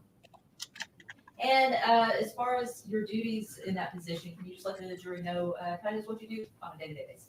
Sure. Basically, any sort of U.S. nexus to federal investigations. So anywhere from crimes against children to human trafficking for forced criminality, money laundering, and fugitive matters. Okay, how long have you been in Cambodia? I've been there since March of 2021, so just over 2.5 years. And how long have you been with FBI? Over 17 years. Can you give the jury, just because it's a fascinating position, a little bit of your background and history of what you do with FBI? Sure. I entered on duty in 2006. My first assignment was in Sacramento, California, working financial crimes. And after 3 years, I transferred to the Los Angeles division of the FBI, where I was assigned to an organized crime squad. So worked transnational organized crime for several years. I've done a 1.5-year assignment. Yes, Japan had an earthquake about 6 hours ago, and with the biggest earthquake about around 7.5, 7.6, it's on the west coast of Japan, and there has been tsunami warnings, and there has been just over, I believe the last thing I read was 1.5 meter tsunami wave. So nothing near the 2011 one, but they are still evacuated the lower cities just to be sure. But so far, none of their nuclear power plants have been at risk. They have shut down the bio something plants, so they do have a bit of an electricity shortage, but that's just a safety measure. So the gas pipelines has been shut off, but also only as a security measure. But they are still the aftershocks are quite interesting. So they're not entirely sure if all of these are just earthquakes or if the 7.25 was the main one. So, and I haven't seen anything about any casualties either so far. I bet it's a pretty cool FBI job, except maybe not in Cambodia. I mean, Cambodia, if you have guards and guns and everything, it's quite a decent country to be in as an American, I would assume. Not that case in the 80s. Then it was more or less everybody was killing everybody back over there. At FBI headquarters, working also in the transnational organized crime unit, and I've also worked international corruption and Nigerian organized crime, fraud, money laundering as well before I moved. Nigerian organized crime, fraud, money laundering. Nigeria letters. Hello, I'm a prince. I'm a lawyer for this prince that you are vaguely related to. Please send money so we can send you your inheritance. That is always a scam. Always a scam. Please, this has been a scam for as long as there has been internet. Why do they keep doing it? Well, because people keep falling for it. Oh, you had an earthquake in LA 10 minutes ago? Oh, was it a big one? No, it wasn't, because you're online. I hope you're all right in LA and the LA area. To Cambodia with the FBI. And you said you've been there about 2.5 years, is that correct? Correct. So you mentioned that you work a lot of financial crimes, human trafficking cases, things like that. Is that right? Yes. From time to time, are you contacted by maybe FBI task force members or FBI members here in the States concerning fugitives? Yes, that is definitely part of what I've done. And how often does that happen? In my 2.5 years, I've been contacted, I've dealt with 3 different murder fugitive cases. And when we talk about murder fugitive cases, is it a federal crime to flee the states, the United States, to avoid prosecution for murder? Yes, don't ask me what, I'm sure it's Title 18, what United States code it is, but yes, there is, it's unlawful flight to avoid prosecution is the name of the statute. Okay.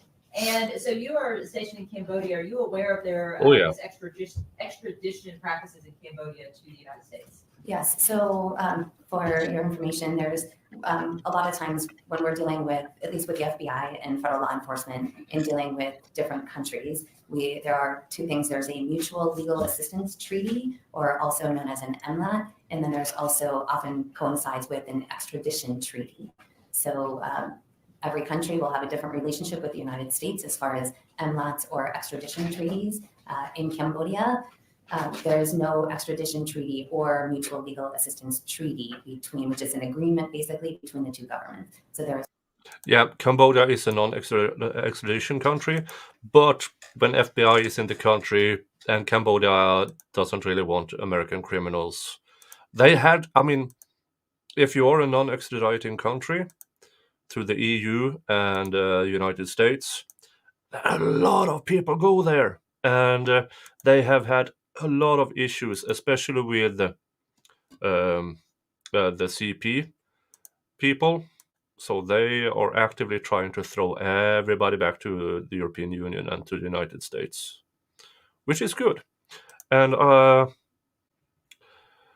let's see, Cambodia annual household income per capita reached $1,600 per year household in December of 2021. Average salary is around $984 per year. So yeah, if you manage to save enough money and don't mind living in Cambodia, I guess and you can afford a gated community and everything, and don't believe you're being healthy until you aren't, then Cambodia is an alternative. But it's still Cambodia. I mean, their internet infrastructure and everything isn't that good yet. But yeah, there's a lot of countries where you can comfortably retire to if you are prepared to leave your family behind and kids. Yeah, I mean, pro-con kind of thing. Yeah, no, that's not what it costs with the decent Western living conditions. Then you are up in the tens of thousands of dollars if you want to live with a Western lifestyle. So you do need to, if you at least have maybe 30 grand a year in pension and retirement and all of that, if you can, then you can sustain yourself really, really good in Cambodia. Yeah, Kimberly Singer, fleeing from Colorado to England. She will be extradited too soon. Yeah, she will. But even with an extradition, and Colorado doesn't have the death penalty, it's still 6 months to a year process before they actually get her over. Now, they can do it faster, but that's the normal 6 months to a year to be extradited from the UK or the European Union back to the United States. No extradition treaty or MLAT between Cambodia and the United States at this time. So you said that you've worked on, in your 2.5 years there, 3 cases involving trying to apprehend murder defendants, people that have been charged with murder from the United States, is that correct?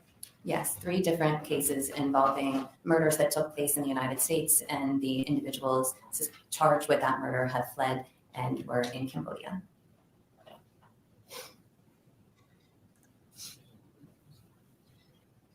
So at some point, did you get, were you contacted by a local FBI agent regarding Lisa Dykes and Nina Morales? Yes, it was approximately January of 2022 when individuals from the FBI Dallas office reached out to me and said that there were 2 individuals who were suspected of murder in the Dallas area, and that travel records indicated that they were currently in Cambodia. Okay. And so as far as Cambodia, you work in the capital city, is that correct? That is correct, yes. And, Phnom Penh is the capital of Cambodia. Okay, can you spell that for the court? Sure, it's PHNOM, and the second word is Pen, PENH. Took me a while to learn to spell that correctly. So Phnom Penh is the capital city, and that's where the U.S. Embassy is located, in the capital city of Phnom Penh, Cambodia. So FBI Dallas contacts you and lets you know the travel records indicate that Lisa Dykes and Nina Morales were somewhere within Cambodia, is that correct? Yes, they departed, according to the travel records, from my recollection, departed on Christmas Day, December 25th, and flew through Seoul, South Korea, through Ancheon Airport, and then flew into Phnom Penh. Okay. And from your personal experience, how was that flight? It's long and grueling. There's, at the time in question, in January or December of 2021, COVID was very real in Southeast Asia, and Cambodia had just lifted in December, early December of 2021. Cambodia was the first in the region to lift their quarantine. So during COVID, a lot of times, actually in Southeast Asia, many countries had a long quarantine period, whether it was 14 days. Cambodia lifted their from 14 to 3 days, and then it was early December when they lifted their quarantine restriction. Now, at that time, was it a requirement, although they lifted the quarantine restriction, was it a requirement to have a negative COVID test before traveling to that country? I do believe that's correct. I know there was also COVID testing upon arrival as well. So when I arrived in March of 2021, I did have a negative COVID test before I left the US, and then also tested again upon arrival at the airport. So they were administering COVID tests at the airport. Now, when you received this, I guess, call from the Dallas FBI requesting, I guess, assistance in locating Miss Dykes and Miss Morano, what steps do you have to take at that point? Sure. So one of the first things, so technically speaking, I don't have law enforcement authority in Cambodia. So we work very closely with local law enforcement in Cambodia. So one of my best partners, so to speak, in Cambodia is the Cambodia National Police. Also, we just refer to them as CNP. So the Cambodia National Police are partners in Cambodia. It's actually a fairly unique setup that we have, where we have an official task force with CNP and also with the Immigration Department, so the General Department of Immigration. So we have an official task force where the FBI works very closely with the police and immigration. And this task force, are these the same individuals that you work with on a regular basis? That's correct, yeah. So our task force has about 10 Cambodia National Police officers. We have our task force leader is a 39-year veteran of the Cambodia National Police. He's worked a lot of cases throughout the years, human trafficking primarily, and has been a good partner with the U.S. Embassy altogether, but specifically with the FBI. I've worked very closely with him in the task force for my time in Cambodia. Now, after receiving this request, you talked about working in conjunction with the task force, the Cambodia National Police Task Force. What steps do you have to take at that point? Sure. So typically what will happen when we get information from an FBI field office, that we'll either write a formal letter, or sometimes it's an email or just a phone call stating that we've got a particular case that I've been made aware of. In this particular case, FBI Dallas contacted me, and so then I contacted the task force leader and explained the situation, that we had 2 subjects that were charged with murder in the United States, and so requesting their help in locating the 2 individuals. And of course, at that point, or is that the point when you all start doing your work to kind of locate these individuals? Yes, that's correct. Okay, what tools, what things did you all do to try to locate Ms. Dykes and fraud? So working with immigration, we wanted to verify that the travel records, the flight records indicated that they did fly into Cambodia, but we also wanted to check Cambodian immigration records to make sure that they hadn't departed Cambodia, moving on elsewhere. So we worked with the immigration department to confirm that they, at least officially, were still in Cambodia. Then we also received information from Bank of America that they were using, Lisa and Nina were using their Bank of America ATM cards at various banks in Cambodia. Is there a particular, I guess, Cambodian National Bank that has a lot of different ATM outlets, if you will? Sure. So there are several different banks throughout Cambodia. The biggest bank, the most popular bank, is known as Advanced Bank of Asia, or for short, ABA. So ABA Bank is one of the most popular banks throughout Cambodia. It's located in the capital city as well as throughout in various provinces throughout Cambodia. And did you all, you said throughout Cambodia, were there some other cities and locations in Cambodia that might be spots that you might locate them besides the capital city that I don't want to try to say? Sure. So when first looking at some of their bank records, we did see a transaction for the Courtyard Marriott. So I had gone to, which is located in Phnom Penh in the capital city. So Courtyard Marriott was able to confirm that both Lisa and Nina had checked into the Courtyard Marriott and were staying there, but they were no longer there. So the bank records indicated that there were some ATM transactions. I believe there were some other transactions as well, but we were tracking, we meaning FBI Dallas, as well as myself and with the task force, tracking ATM transactions in a town called Sihanoukville. I can spell that for the court. Yes, please.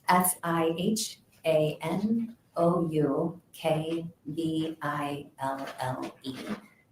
There's a lot of activity in Sihanoukville these days. It's without going, there's a lot of human trafficking for forced criminality that's happening in Sihanoukville. A lot of fraud compounds, a lot of fraud victims in the United States and around the world. So Sihanoukville has become well known in the human trafficking fraud. But back in early 22, Sihanoukville used to be a sleepy coastal town, and it's developing more as Chinese organized. There's a lot of Chinese organized crime that's there, but it is on the coast of Cambodia. I should know my geography and tell you what sea it is that's right there. I believe it's the Sea of Thailand that is on the coast of Cambodia. But Sihanoukville is a port city. There's a large port there as well. Okay. And so, as you mentioned back in 2022, January 2022, this is more of a sleepy coastal town versus what it's kind of turned into. In 2022, a lot of casinos were built. They were half built. A lot of the construction started, but then with COVID, How is this did interesting not allow for us this to case? for a while. In 2021, they were very strict with COVID, similar to how things were shut down here in 2020. Things were shut down in 2021, actually, in Cambodia. So a lot of the construction halted. So still developing. Why is this necessary for this court? 2022. Now, so you locate some ATM withdrawals and bank records that are indicating that there's some ATM withdrawals in that town. What do you do next? So we see the financial transaction showing that there are ATM withdrawals in Sihanoukville. So my task force leader and two of my task force officers, we travel. It was at the time, it took about 5 or 6 hours to get from Phnom Penh to Sihanoukville in trying to locate Lisa Dykes and Nina Morano. So we arrive in Sihanoukville, we meet with the provincial police there just to kind of explain that we were from Phnom Penh and explain just face to face what our purpose was, why we were in Sihanoukville, and the goal of our mission there was to locate Lisa Dykes and Nina Morano and take them into custody. After meeting with the local law enforcement there in Sihanoukville, is that correct? Sihanoukville. Sihanoukville. What did you do all after you met with them? Sure. So kind of feeling like we were looking for a needle in a haystack, or there were multiple ATM machines throughout Sihanoukville. So one of the things that I thought we would do is start with, there were a couple of hotels in the area that were more friendly towards Westerners. So I thought maybe we would, try to find and see if they were staying at one of those hotels. So the first hotel typical FBI investigations, we would ask to talk to a manager. Unfortunately, the hotel manager wasn't available. This would have been in approximately around February 24th of 2022, 23rd or 24th. And so met with the hotel manager wasn't available. So they said if I could meet with the front desk manager. So I met with the front desk manager along with my 2 task force officers and the task Nina force will leader. testify So later while we in were the there, trial. that we were looking for 2 individuals. I had pictures Nina will testify in this trial during the defense case in chief. This is still the state's case in chief. of both Lisa Dykes and Nina Morano. So I showed pictures of them and they didn't look familiar to the hotel manager. I shared with the hotel manager, or the front desk manager, their passport numbers as well as phone numbers that we had for them at the time. The front desk manager ran through their system, the hotel system, their database, didn't find anyone with the names. I think we ran Lisa Jo Dykes and Nina Morano also with the last name of Beltran. We ran those names, or the front desk manager ran through the database, didn't find anything. And we had said that I had shared in my conversation that we had some bank transactions, ATM withdrawals in Siennoville. And the hotel manager said, well, we've got a very good relationship with the ABA bank manager. Again, ABA being the biggest bank in Cambodia, also the largest bank in Siennoville as well. So the hotel. Let me just stop you right there for just a second. So you're talking to the hotel manager and he is letting you know that he has a good connection with the ABA bank in Cambodia, and someone that can kind of help you out with getting some. Reading. Correct, yes. Okay. And you mentioned that you ran, Hi, Fred. you had to Welcome. run the names Lisa Dykes and Nina Morano through their tracking system or their record system at the hotel. Is that correct? Yes, And also Beltran, is that right? yes. And why did you use Beltran as well? So I at some point I had seen a document where that Lisa and Nina had changed their last name to Beltran so that they were married and that they had officially gone through a name change, as well as their passports that they used to enter Cambodia. Their passports had the last name of Beltran. Hey, Now, let's talk more about the. a bunch of people just joined us. I don't know from where, but thank you. Did I miss anything? Did I get raided? I don't know. I'm not sure. But hello, everybody. Welcome to the Marisela Botello murder trial. Earlier in this stream, we heard about a Frank's hearing. Oh, from Baker. Yay! From Baker. Hello, Baker. Thank you, Baker. Yeah, that's very sweet of you. Bakerade. Bakerade. That sounds like a very interesting energy drink. But Bakerade. Yay! Bakerade. Here you go. Here you go. I got raided. Yeah. Marisela Botello murder trial. If you don't know, this is the lesbian married couple with male toy boy, woman tourist hooked up allegedly with toy boy, and was found 6 months later. Her remains was found in a ditch, and the toy boy is blaming Lisa Dykes. Yes, her name is Lisa Dykes. And testified against her. In my opinion, he is full of so much. My theory of what happened. She just wanted weed. She went home to him. Poor judgment. He wanted more. She said no. She ended up in a ditch and found 6 months later. But he squealed on Lisa Dykes and claimed that she did the stabby. But there are, in my opinion, no physical evidence that supports stabby. Because one, no trauma on the remains. No trauma on the remains that indicates stabby. Number two, no blood spatter in the house, anywhere in the house. 3, Mr. Beltran testified to Marisela covered in blood. Lisa Dykes covered in blood. There's a few blood smudges on the carpet. The largest one is 1 foot by half a foot. If 2 people are covered in blood and one of them are bleeding out, that leaves more than a 1 foot by half a foot blood smudge.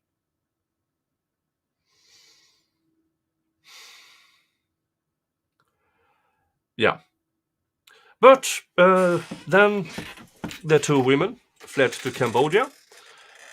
They were arrested, they bailed out, and sometime later, their anchor monitors was going silent, and all of a sudden they are in Cambodia. This is the FBI agent stationed in Cambodia testifying about how she found them there.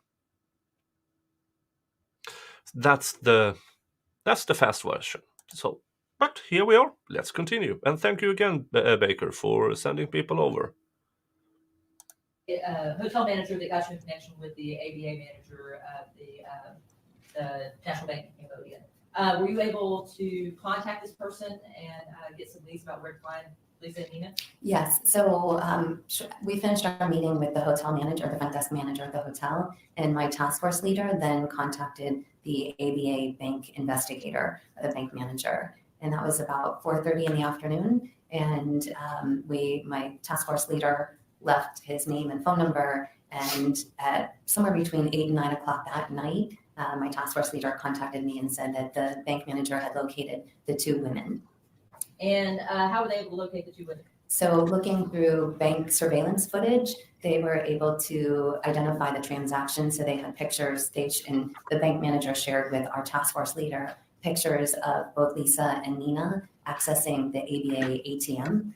And then also they were able to zoom out to the parking lot of that bank where they were using the ATM. And they identified, I believe it was a red Toyota SUV. I think it was a 4Runner, but I'm not sure. So it was a red Toyota SUV that pulled into the parking lot of the bank, and the driver got out and then opened the door for Nina and Lisa to exit the vehicle and then go access the ATM.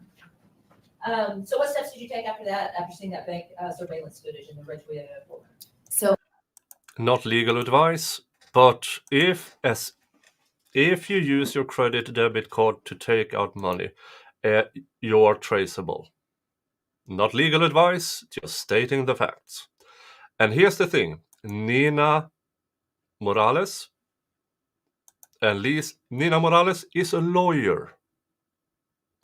Lisa Dykes is a lawyer's assistant specialized in negotiations. How do they not know this? Ah, thank Lord. Hey. Oh, thank you for being here. I am You're so welcome. frustrated. Oh, well, I was going to say drinking isn't the answer because it's only the first day of the year. Yeah, yes, please. But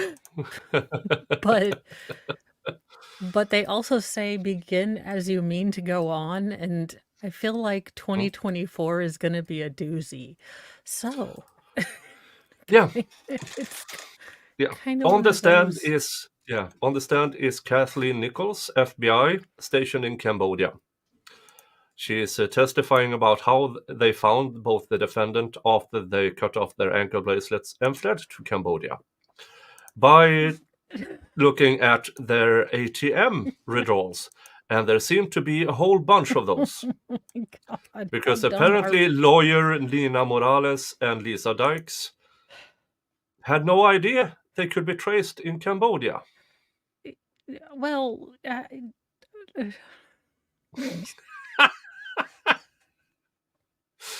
Yeah. these things, they have Google on them. I mean, I hate to be Smexy books, even Smexy book authors do research. Read a damn Tom Clancy book. Did anyone for the Yeah. And these are traceable when you use ATM and make purchases, no matter where in the world you are. Never has the boob wallet and cash been more you know, apropos in this case, but why? I just, it's like when I had to explain to Griffin that, yes, you can, I'm not going to make a kennel for you and your, I told him that Fry was his baby brother because he was being an ass to Fry. And I was like, be nice to your baby brother. So now he wants to for us to get a big kennel so they can have their own room together. And I was like, no, I just got done with a case. No, you cannot live in a kennel. And don't tell your teacher that. And oh my God, why? Great success. Why is FBI stationed in Cambodia, though? 1, financial criminals tend to flee to countries without an extradition agreement. 2, people with who like kids in the wrong way tend to flee to countries with no extradition agreement. So they are stationed there.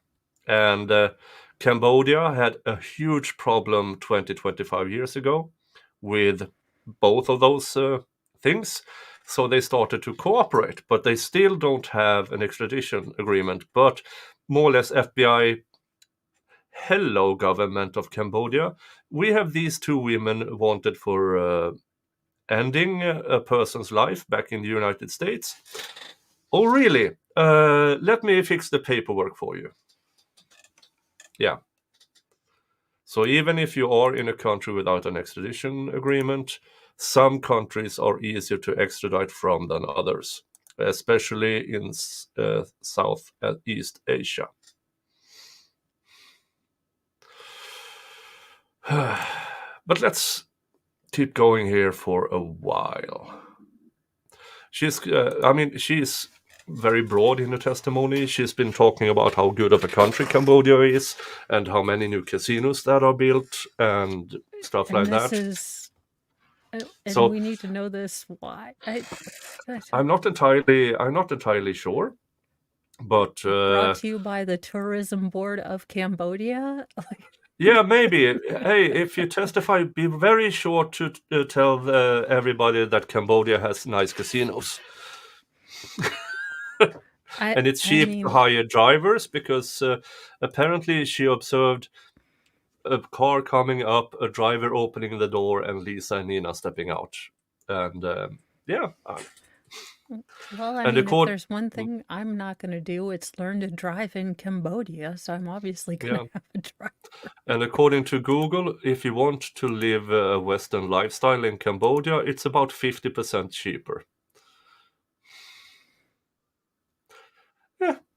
Not Googling how to move to Cambodia. They do have a mosquito problem, so they say that don't be outdoors after sundown and keep long sleeves and long pants on and stuff like that.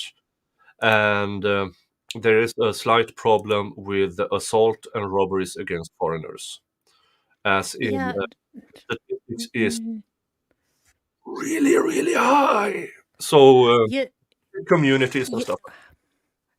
Yeah. You know, on second thought, I don't know that I'd blend as well. So maybe. Yeah, and it's kind of warm all year round when it doesn't rain.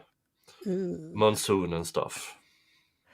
On second thought, Yeah, but I'll it's let cheaper. her stay there. Yeah, But she but they doesn't have. look happy about But Mo, it. they have good casinos. She said that on the stand. I don't gamble. I mean, I may do mystery boxes from nerd sites, but I don't know how to play poker, and I think I'm genetically immune to learning how to play euchre, so I cannot be taught. I'm like a dog trying to understand checkers. It won't happen. I've had 5 people try to teach me, and it's just like, it is. Dog tilting head. Sure. It is like Doug, like cone of shame. Yeah, But let's keep listening to this person who's doing a great job in telling us how great of a country Cambodia is. But then she's an FBI agent stationed there, so I assume her salary in Cambodia, she really doesn't want to leave. We were able to positively identify both Lisa and Nina, and also able to zoom into the license plate on the red SUV. And so once we were able to get the license plate from the vehicle, then at that point worked through, it wasn't me, it was my task force officers working through their police system and identifying the registered owner of the vehicle. Once they identified the owner of the vehicle, then it was the next morning when my task force officers contacted the owner of the vehicle, who we found out was a taxi driver. And so we were able to get in contact with the taxi driver, asked the taxi driver, I wasn't part of the conversation, it happened in the local language of Khmer, but I was told by 8:30, or maybe it was even, I can't remember if I found out the night before or the morning of, that they had been in contact with the taxi driver. The taxi driver said that, yes, he had picked up two Western females, and had taken them to the bank. So we knew that at least the taxi driver was able. Imagine being a Hispanic woman and you're generically called a Western woman. Here's the thing in Southeast Asian countries. They don't really care if you're Hispanic or Latina or Latino or bright white. You're a Westerner. You're not from here. Yeah. To tell us a little bit more information. Now, what size of a coaching town is Sihanoukville? Sihanoukville? Unfortunately, I'm not familiar with the Dallas area, so I can't equate it to, it's a pretty small town though. I would say the population is half Cambodian and at this point half Chinese also, but a pretty small town. Okay. 10,000 people? Maybe 15 or 20,000. Okay, about 20,000 people. Okay. Now, my Swedish standards are not small, by the way. And your task force was able to verify that they picked up two Western women that appear to be Lisa Dykes and Nina Morano. What all did you do next? So we had asked the taxi driver we were staying at a local hotel, and so we had asked the taxi driver to meet us. When I say us, it was myself and a translator that works for my office at the U.S. Embassy in Phnom Penh. So the two of us, and then my 3 task force officers. So initially the taxi driver said yes, that he would come to the hotel to meet us. Then he got a little nervous, realized that he didn't really want to be involved in a police investigation. So he, at that point, refused to come to the hotel to meet with us. However, he did say that on more than one occasion that he had picked up the 2 women and had taken them to the ATM. So he was able to direct us to the house where they were staying. So he kind of directed us into the general vicinity of the house where he had picked them up to take them to the bank. And so you're working with your task force and also with local law enforcement, is that correct? Yes. So the national police, there's the national level, and then there's also Cambodian National Police that work in the provinces. So each province will have a commissioner and a deputy commissioner, but typically the national police from Phnom Penh, from the capital city, have a little bit more power, I guess, so to speak, over the provincial police. But we work together on several cases that I worked in different provinces. Myself or the task force go to the province, we meet with the provincial police. Yeah, over at Rumble they say, Leila Marie says, this lady gives me the feeling that she could be very intimidating if she wants to be. Like, I don't want to be with her in an interrogation room. Yeah, she seems very competent and very secure. And when an FBI agent is conducting themselves this good at a stand, they generally are very good at their job. So if you are in Cambodia and are placed in front of her, maybe you should avoid that. Just general advice. Get a lawyer.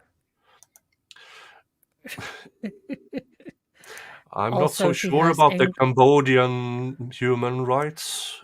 Well, look, she has a very uncanny valley thing going on for me. I think she's an allegedly half bionic. I'm just going to go there. There's something very uncanny valley about her to me, but that's just me. It's the eyebrows. There's something, Mm. but And then she's they part often board. provide resources, meaning personnel, to help us with whatever the case may be.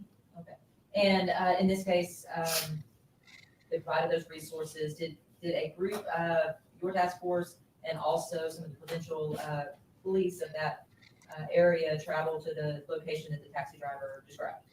Yes, so once we had the general vicinity, I believe the description was 2 or 3 yellow houses sat next to each other, so where he had gone to pick up the 2 women.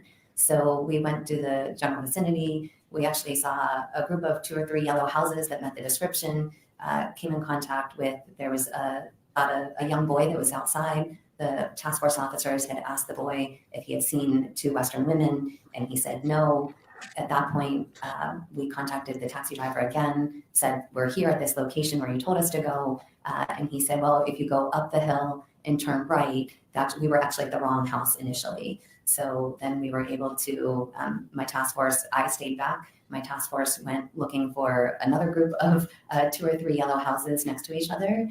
And there was a young Cambodian man who had come out and made contact with my task force officers and said that his relative owned a house right down the street and that there were 2 Westerners, 2 women that had been staying at the house for about a month at that point. So when my task force officer showed this Cambodian man copies or pictures of the 2 women, he positively identified the pictures as the 2 women that were staying at his relative's house. And so, I mean, I guess at this point, just coming across this young man, that was pretty lucky. Yes, it was very lucky. The fact that the taxi driver remembered the house, the general vicinity, and then literally just like the saying someone came out of the woodwork was kind of how we felt that this young man had come out and voluntarily was just helping law enforcement. Were you able to locate the house where these 2 women were running from? I guess, was it his aunt? I believe it was his aunt. I know it was a relative of his. Were you able to locate that house? We were. So he took my task force officers and I was in a car behind, and we had he had taken my task force officers to and showed the exact house where they were staying. What happened next? So at that point, we were fairly confident that we had the house where Lisa and Nina were staying.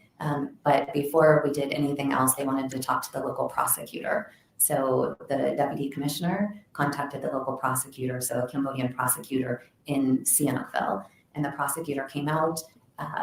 The task force, my task force leader and the deputy commissioner from the province explained the situation to the prosecutor. At that point, I got a call from the task force leader, and I was told that the prosecutor wanted to talk to me as well. Okay. Did you speak to the prosecutor? I did. So we were at this point standing outside about 4 houses down from the house where Lisa and Nina were staying. And I explained to the prosecutor, I had showed him a copy of the Texas state arrest warrant for murder, as well as a copy of the federal arrest warrant for, we call it a UFAP warrant, unlawful flight to avoid prosecution. And there was also what law enforcement refer to as an Interpol red notice. So a red notice is a viewed internationally through Interpol, respected agency that works with law enforcement in almost every country that I've worked with in the past. So, and it's basically just a notification that there is an arrest warrant. Yeah, Interpol cooperates often with Europol, which is the European equivalent, also the Scotland Yard, and the different Asian countries equivalent of it, if they want to. Depends on the country, but generally USA and the European Union's agencies tend to cooperate as long as the paperwork is there. Allegedly, sometimes they don't care about paperwork and keep spying on us either way, but hey. Not our governments. And for Swedish purposes, the government is good. I love our social democratic country, and you do good, Swedish government. in a particular country, that these individuals are wanted in a particular country. So I was able to show the prosecutor a copy of the red notice along with the federal and state arrest warrants. This is just they provide the Cambodian government with proper paperwork. These are the main subjects in these investigations. They are wanted for murder, and you don't need that much paperwork, just the right paperwork. So this is a fun lesson about extradition and a speech from the Tourist Bureau of Cambodia. Because according to this witness, Cambodia has very nice casinos. And apparently your taxi driver will sell you out, so tip him well, unless Yeah. you want him to talk to the feds. Yep. Oh, there will always be Westerners in Cambodia who tips well, so they don't really care. Just don't have your kids in the taxi, because the many Westerners who flee to Cambodia does it for financial reasons or CP reasons. Yeah, seriously. And the first thing she's like, and there was a young boy in front of the thing, and I was like, proving Nicholas's points right away. Yeah. Yeah, she has very ice gray eyes. With those are quite intimidating. If she has a good stone face and looking at you, that would get quite unnerving very fast with those eyes. For both Lisa Yes. and Nina.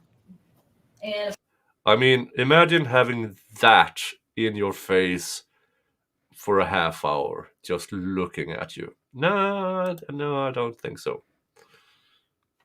after that conversation, were you able to proceed forward? Yeah, at that point, the prosecutor authorized the law enforcement officers to go to the house and to execute an arrest, to take them into custody. And how was that arrest, commenced? Sure. So this was on February 25th, and the Lisa and Nina had visas to reside in Cambodia. And if I recall correctly, their visas expired the next day on February 26th.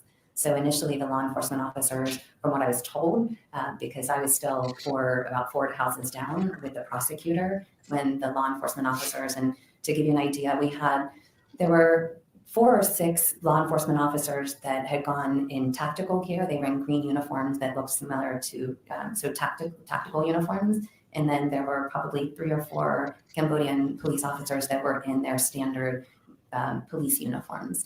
And my 3 task force officers were in plain clothes. So it was those law enforcement officers that had gone to the residence and then called Lisa and Nina out of the house. From what they had talked about doing was saying that they were there for an immigration check. And that's very common. FBI, we do this all the time. Our goal is to call people out of the house. It's much safer than trying to just not quite what you see in the movies. We want people to. What? Wait. An American agency thinks it's safer to get people out of the house instead of barging right in with guns blazing? Wait a minute. Something's off here. Something's off here. What's going on? I don't know. The 12-year-old in me is giggling that a Mexican American went all the way to Cambodia and still got immigration on their ass. I'm like, damn it, Mo, this is terrible, and this is not even your stream. Oh. But that's what came to mind.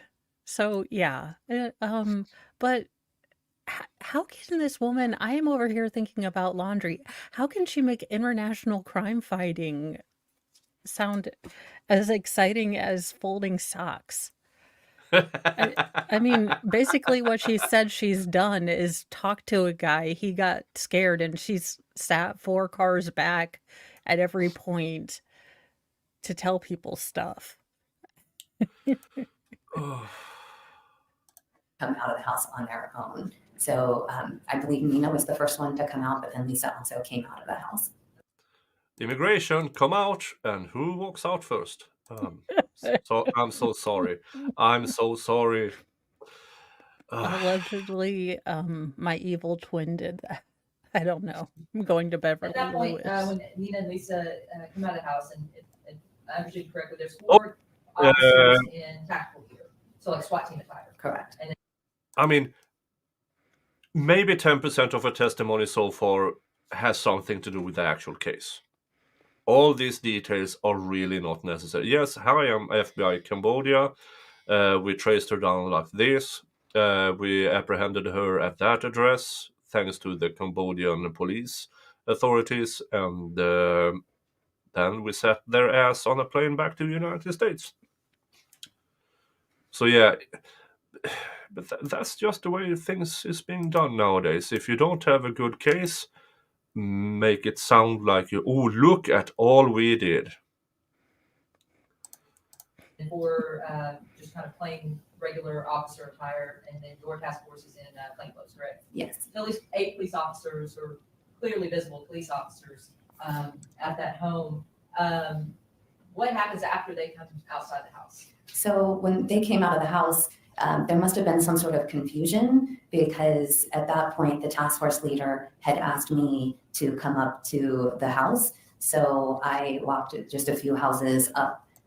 So I'm now in front of the house with Lisa and Nina. I identified myself. I told them that I was with the FBI and that they were under arrest for murder in the state of Texas and unlawful flight to avoid prosecution. So I told them, and I was able to give them clear, distinct commands, similar to how I was taught at Quantico in training, to put their hands behind their back. And at that point, the Cambodian National Police officers put handcuffs on them. And once they were in handcuffs, one of the first things that Lisa, actually not one of the first things, Lisa looked at me and said, "What jurisdiction do you have here?"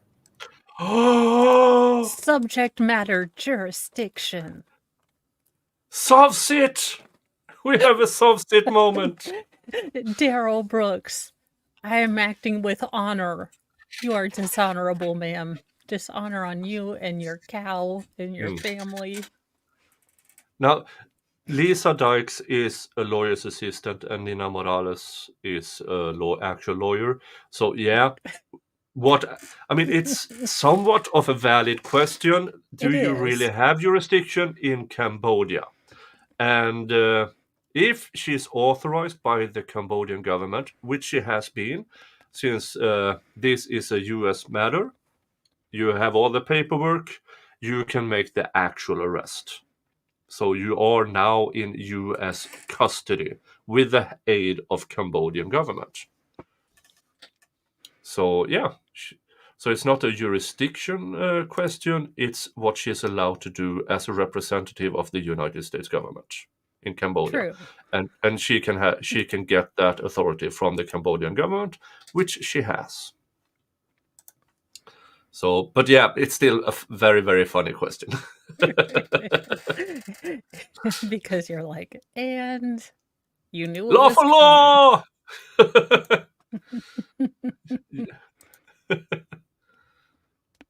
No cells. USA does not have jurisdiction all over the entire world. And no, dollar is not the currency in the rest of the world, even though it's good to have dollars. And no, everybody doesn't speak English at the French and Cambodian McDonald's. Yeah. They do if you just say it slower and louder, though. Yeah. Try to scream it, and it might work. Talk English, madam. You're in the French McDonald's. No, you can't pay with dollars.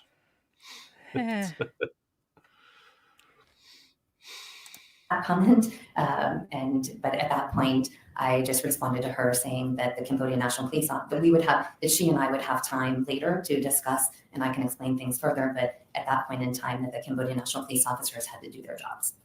How did you take that comment? Like I said, I was taken back. It was not something, I mean, technically, I don't have law enforcement authority, but I wasn't the one doing the arrest. It was the Cambodian National Police, the numerous Cambodian National Police officers that I was with. So I was definitely surprised and taken back by that comment. I would imagine in your years in the FBI, it takes a little bit to I guess, shock you or. Objection. I've been through a lot, and this was definitely something that, I mean, it has stuck with me. Yes, it was very surprising. I mean, her doing all of this. I mean, throughout her testimony, I haven't heard one objection from the defense. Because of relevance. Yeah, I don't care if you are surprised. Yeah. Now, the Cambodian National Police placed them under arrest, and as part of that arrest, it's a little bit different, I guess, than here in the United States. They were in this home. Did the police with Lisa and Nina go through the home and I guess identify what their personal items were, what things should go, what things should stay? That's correct. So the police officers went into the house and with Lisa and Nina and identifying, because they were renting the house from a Cambodian, so they were identifying all of the articles and items that belonged to Lisa and Nina that the police were going to gather and take with them. And so did the police, I guess, allow them to take some of their personal luggage, clothing, things of that nature? Yes, that is correct. There were clothes, there were phones, computers, some laptops, I believe thumb drives, a couple of binders of miscellaneous documents that were all taken by the police.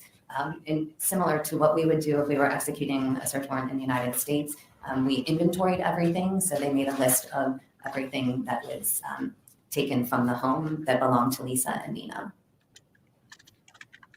I can tell you something else that was interesting. That I don't object to the narrative. I should wait for the next question. You have to wait till you're asked that question. Okay, thank you. What was one of the other things that you found interesting? The amount of cash. So because the ATM transactions had indicated that they had gone to the bank several days prior to this encounter, this arrest, so they had cash with them. Unfortunately, some of the Cambodian National Police thought that they would help themselves to some of the cash, but Lisa and Nina were very careful when they were going through every item that was taken that belonged to them. And when the Cambodian police came to the cash and said it was about $300, I believe it was Nina who said, no, that's not right. There should be close to $6,000 there. And sure enough, my translator had overheard two of the police officers say, dude, put it back. So one of the Cambodian police officers did try to take the cash, but I guess my point is that they were very careful about each item that was taken that belonged to them, whether the phones, there was also in the money as well, and the computers and the binder of miscellaneous documents. Cops. And then there were two suitcases. What? Sorry. I said not the cops taking the money. Oh. I'm sure it was all accounted for. It was. In Cambodia. Cases also where they had taken some of their clothes as well. Now, so you were there when this property was seized, is that correct? Yes. And then I guess, went into your possession, which you then transferred it to an FBI Dallas member, is that correct? So all of everything that was taken, we would just refer to all of it as evidence at that point in time, was taken by my task force leader. So he had everything in his possession. And where our task force is, we've got a couple of cabinets that are locked. So I think the suitcases were not locked. They were just in his office, the suitcases with clothes in them. I actually think they may have been able to take some of the clothes with them because they went to a hospital detention center for a short time because they both tested positive for COVID.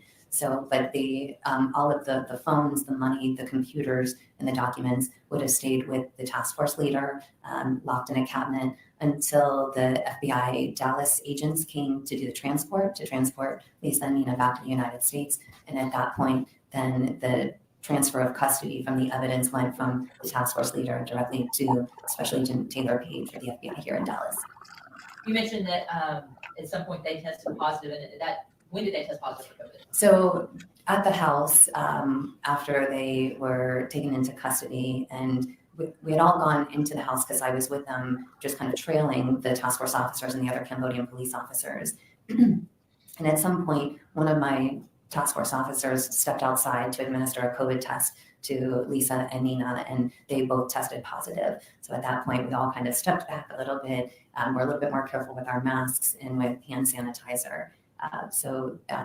But then after that, we knew that the search had to continue. So the officers went back into the house and continued their search and identifying all the items that belonged to Lisa and Nina. And they were transferred to a hospital / detention facility there that town. Is that correct? In Sienna, yes. So our original plan was to take the two individuals in. Objector getting no response because you instead answer the question. Sustain, answer your next question. Okay. Were they transferred to a hospital detention facility there in Sienna?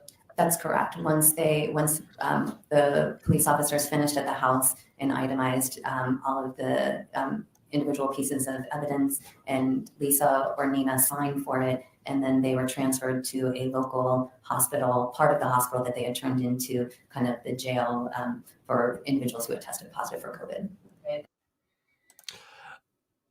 Welcome to Cambodia, where a part of a hospital is a jail for individuals who had tested positive for that. Okay.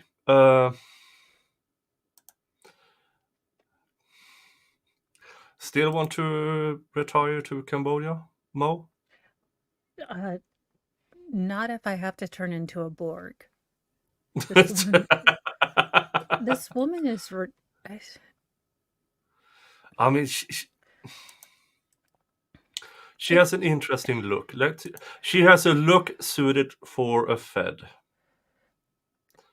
Or a lizard trying to act like a human. A forensic accountant of some kind. But the thing is that this could have been a 15-minute. I don't understand why we're dragging this out unless they found like the knife that they smuggled into Cambodia. This is a trial where the defendant's hairdresser was on the stand for an hour and a half explaining how the defendant had changed over the lapse of 6 years. Oh, God. Yeah. So, yeah, this, I mean, after listening to all of this, I think this could have been a 2-day trial. 1.5 day of the prosecution, half a day for the defense. But that might have exploited all the cracks in the state's case. So let's put everything and the kitchen sink into this and let them just talk and talk and talk.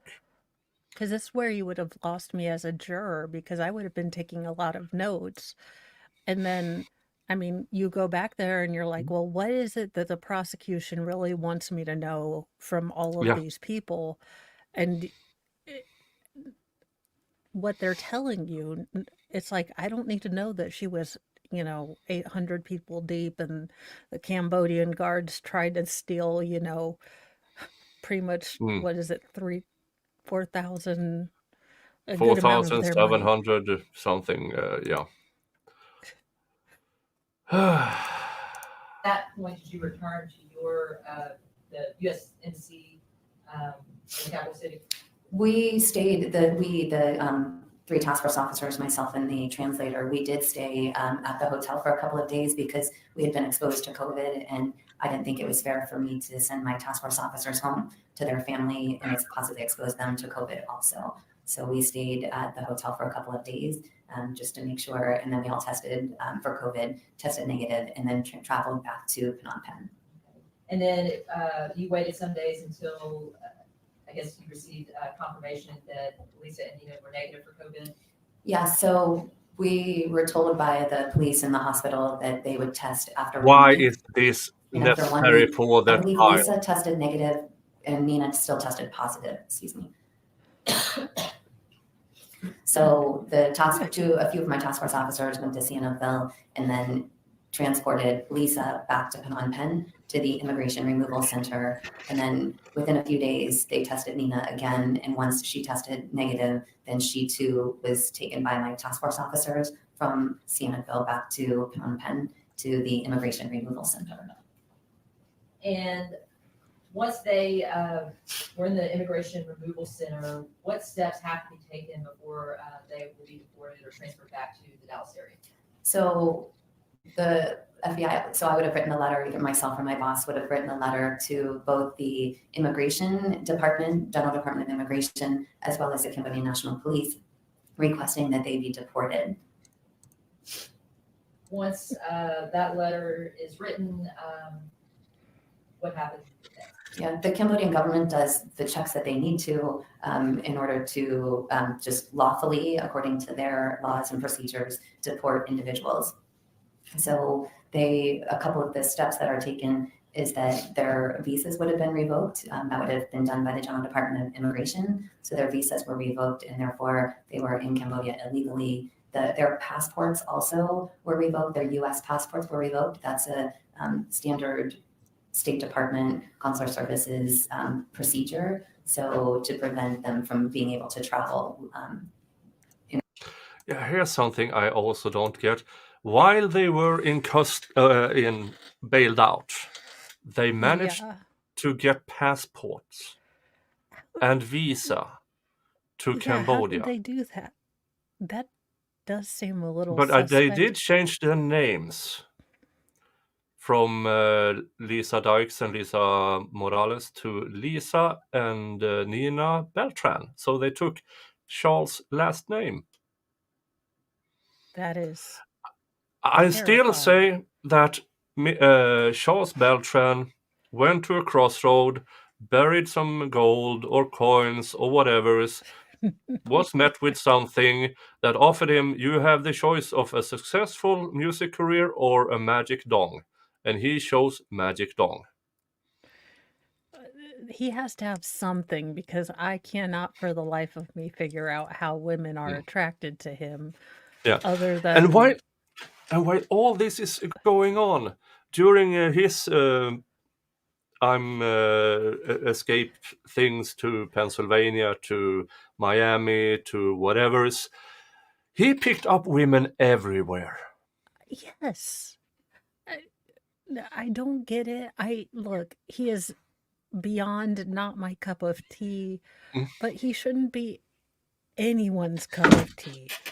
The lipping alone should. Yeah. And we listened to the girl from the convenience store on the part 1, day 5 part 1. She found out he lied about his name because she checked his ID.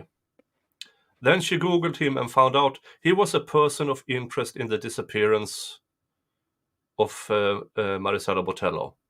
And what did she do? Did she call the cops? No. Did she wake him up to ask, hey, what's going on? No. She stayed with him. And she's still in contact with him as a friend. I guess there are female Sals that just think they can fix them too. And then baby mama was on the stand. Charles' baby mama. Not the one he has allegations, not the one he's convicted of assaulting. She's still in contact with him. And during his try to escape, she helped him get to her dad and brother to give him a job.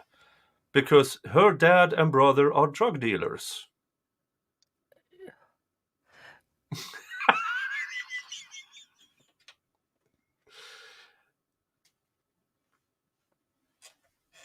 Well, look, we're going to need all sorts of people when we repopulate Mars. And, I mean, I need to clean my computer and streaming equipment with Kleenex wipes. what kind of job application do you fill out when your dad and brother are drug dealers? Like, like what kind Yeah, and how do you? of Hey, Dad. Hey, bro. My I guess he sperm has. donor is wanted for I mean, in is that the a good disappearance of this reference or a girl. bad reference? I don't know anymore. I Yeah, don't. What is? yeah, yeah. Dad, bro, you remember this sperm donor who doesn't pay his child support? He needs a job. You deal drugs, right?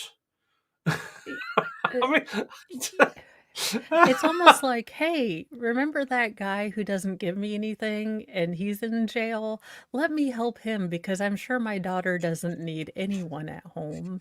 I'd like to be an accessory after the fact. yeah. I mean,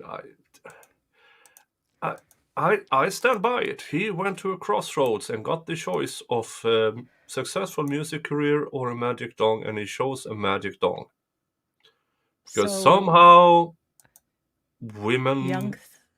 thug picked music career. He just didn't see the No, he didn't FISA see case the. coming, or not the No, he FISA, didn't see the that if I RICO have a case. yeah, he didn't see that if I have a successful music career, I might not need the magic dong. But Mr. Beltran is a loser moron, and this is one of the people I would say it to his face. He's a He wouldn't understand moron. it. Yeah, because first of all, those are too big words for him, and he can only fight women. So what's there for me to be scared of? Yep, true. Yeah. Internationally. So their passports, which were part of the items that were taken, the US State Department had asked for their passports. So we had to get their passports and then turn those passports into the State Department that's located within the embassy compound where my office is as well. Although there's no extradition treaty between Cambodia and the United States, there are certain circumstances where people will be deported. Is that correct? Yes, for sure. So technically, they were not Lisa and Nina were not extradited back to the United States, but they were deported. And had they had any, I guess, Cambodian ties, familial ties, things of that nature, would that have resulted in a different circumstance? Yes, if by Cambodian law, if they or their constitution, if they were somehow Cambodian citizens, then they would not have been deported. In this case, because Lisa or Nina had no known family ties to Cambodia, and they were believed Why to be is this interesting? only United States citizens, that's why they were deported. No, All right, so God. That would take him to have the spine to get close enough to try to reach for my hair, and then he still had to try to reach for it. I have longer arms than he has. Special Agent, you had mentioned earlier that several personal items were seized from Lisa Dykes and Nina Morano upon their arrest. And you were present for that and saw those items being seized. Did we have an opportunity to meet yesterday and go through some of the documentation and items that were seized? Yes, we did. Okay. And you verified that these items were indeed in the collection that were seized and put in that cabinet that you described to the jury and then eventually transferred to Special Agent Taylor Page. That's correct. May I approach your honor? You may. All right, we have a load of stuff. Why is this necessary? Just show. Because Oh, to make I'm showing it which just the mark as states painful. 343. And do you recall this bag of items? Yes, Okay, and it appears just to be various identification items and things of that nature. correct. There are some social security cards and some driver's license, and I believe it looks like this could have been stipulated to and just shown to the jury. This is the items they were apprehended with. We seized it, we bagged it, we tagged it, here it is. She's been on the stand for a good while now. This is painful. Can I skip forward? Yeah, I don't really care about this. Evidence. ID cards, other stuff. Let's see where we go from here.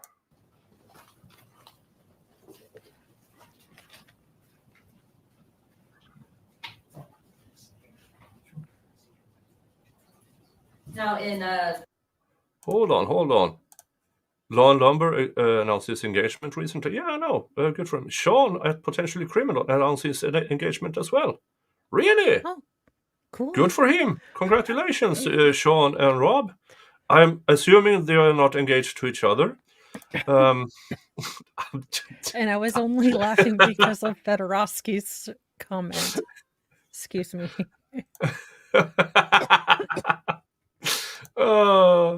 I was entrapmented and I was in no way commenting. Those are too easy. No, I That know. was a slow pitch, and I knew about Rob's engagement to his girl. Sean, I didn't know. But congratulations, Sean. I'm happy for yes, the both of you. very good. Yay! More married people states and 345, people that don't want to be 344. married. All great. Oh. It's the Khmer language. They refer to the Khmer people being local Cambodians.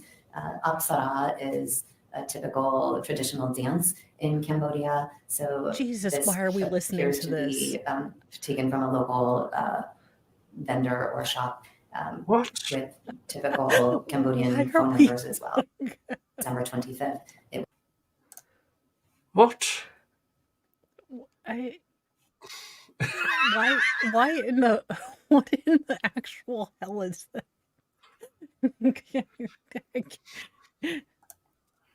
Oh, Sean announced yesterday on your stream. Nice. Congratulations, Sean. And if anyone is waiting for that to happen between me and my girlfriend, that won't happen. Neither of us is remotely interested. We are good together, living apart. And we have been doing it for 8 years and counting. And I'm I trying to see no sell Mr. reason. Mo on that, but he won't let me get my own apartment. Mr. Mo, you can have the kids. I take the dog. No. Yeah, I have. Look, I've already tried, and he's like, "No, you cannot have your own apartment." And I'm like, "Why not? This is unfair. This is how they do that in Sweden." I'm perfectly. We're both of us are perfectly fine with staying together, living apart. We have done it from the start, and we will keep doing it. We barely take vacations together. That's amazing. And when we do, it's like a week tops, because we know we will always miss each other and stuff like that. So,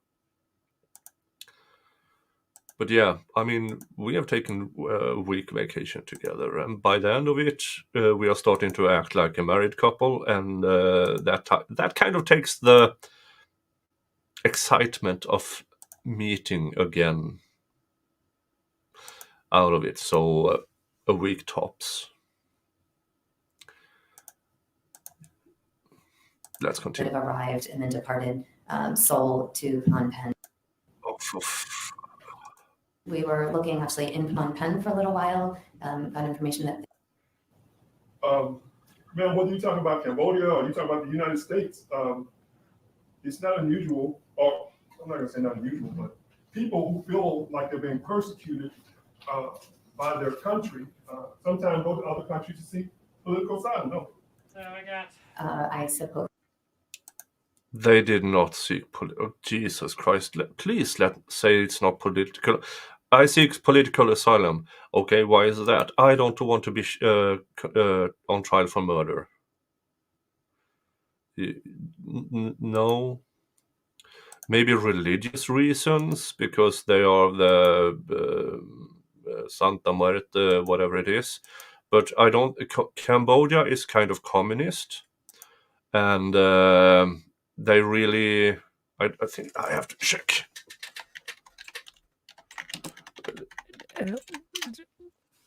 Yes, I'd like not Oh, to be okay. persecuted for possibly Okay. stabbing someone.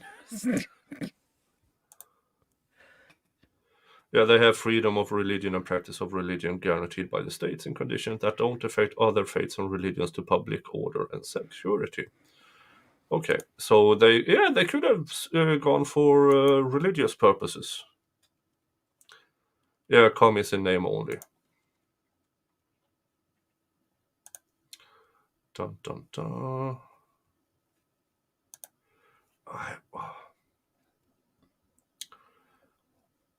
Dun dun dun. They are a parliamentary constitutional monarchy under a hereditary dictatorship. Well, you know. All right. You may vote, but I'm still the king. Yeah. So, I mean, it happens all the time. It especially happens here in the United States. Would you agree with that? I don't know, sir. Honestly, I haven't worked in the United States for a few years. Yeah, but what I'm saying is, as far as people feel that they're being persecuted for whatever reason by their country, falsely accused, whatever, it's not unusual for people to try to go to other countries to seek political asylum. This is a stupid argument, defense. You should have just let it go. No questions for this, because the extradition doesn't matter. You have to focus on the actual charges and the original crime. This doesn't matter. Yeah, it's not like I she suppose. was Jewish or something and running away from the Gestapo. This is no. This is not that, ma'am, sir. Yeah. And as far as Lisa, we see all these documentations. They had lawyers over there, didn't they? Pardon me? They had lawyers, didn't they? In Cambodia? Yeah. Not that I'm aware of. Okay. Well, they can speak to whether or not they had lawyers, correct? Yes, I think so. Okay. Sir, if you do the claim they had lawyers in Cambodia, you need to show evidence of that.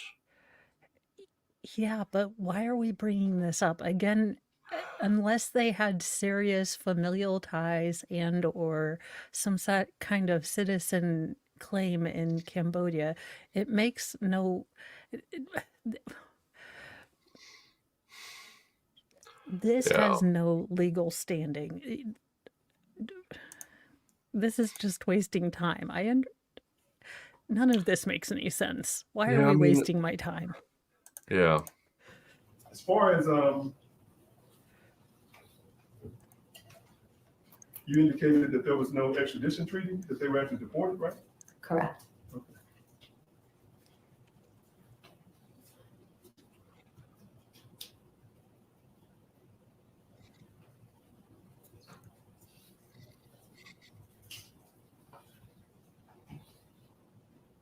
So whether or not they were trying to fill out asylum paperwork, you have no idea, because that's not something y'all look into, right? Correct.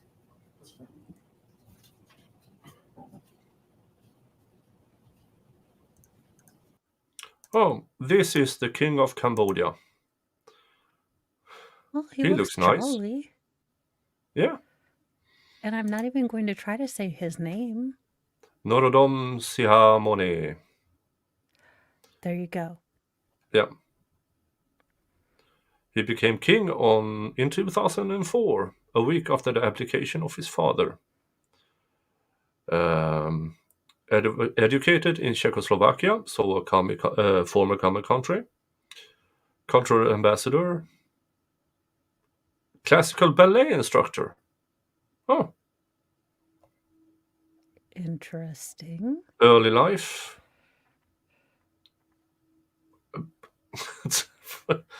Okay.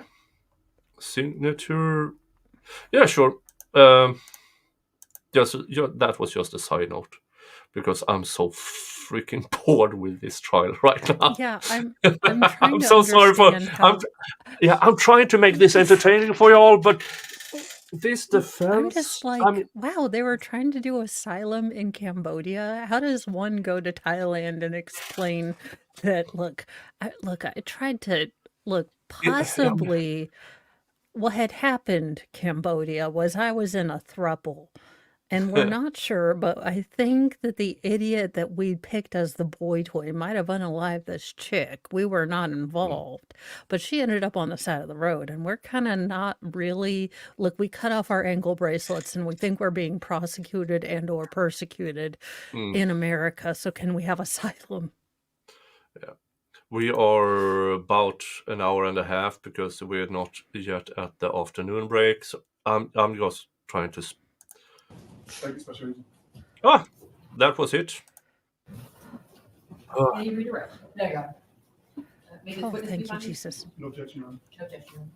All right, thank you, Special Agent. You're free to leave and go back to business. Safe travels. Thank you. Question. Oh, And now she can travel back to Cambodia, being an FBI agent, Call your next witness. Your Honor, may we approach? Next. where her living cost is 50% lower than the United States, and her salary is about 12 times or more the average Cambodian salary. The yearly income for a Cambodian family is around $1,500. holy goodness. Yeah, but that's by Cambodian standards. If you want to live a Western lifestyle, according to a page I checked while I was bored out of my fucking skull, you need roughly $800 to $1,200 a month. Oh, well, okay. And that is kind of gated community, don't go out after dark, stay by yourself kind of thing. Yeah, I can do the same thing at my house and not have to deal with mosquitoes. So I'm kind of Yeah. like Jamie. It's like, do I want to leave my house? Yeah. I mean, is it wrong if I want to have a walk around in a mosquito net? I mean, I can wear it as a hat, umbrella, mosquito net. I don't care that much, and then I have a All I- small hole to have beer from. All I'm picturing is those two and Donna Adelson just sitting around smoking stogies and like, we're all being persecuted. It's a total racket. America sucks. Just like all together, just Donna and what's her husband's name? Nina, and all three yeah, going just- to Vietnam, meeting up in the local We're Charged with Murder Club. Yeah, just I went to Cambodia and all I got was this shirt and this murder conviction,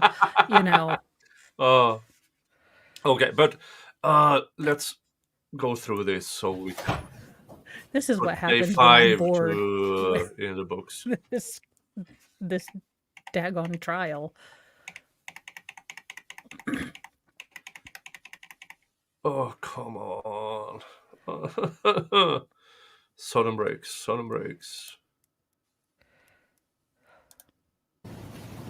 Oh, next witness.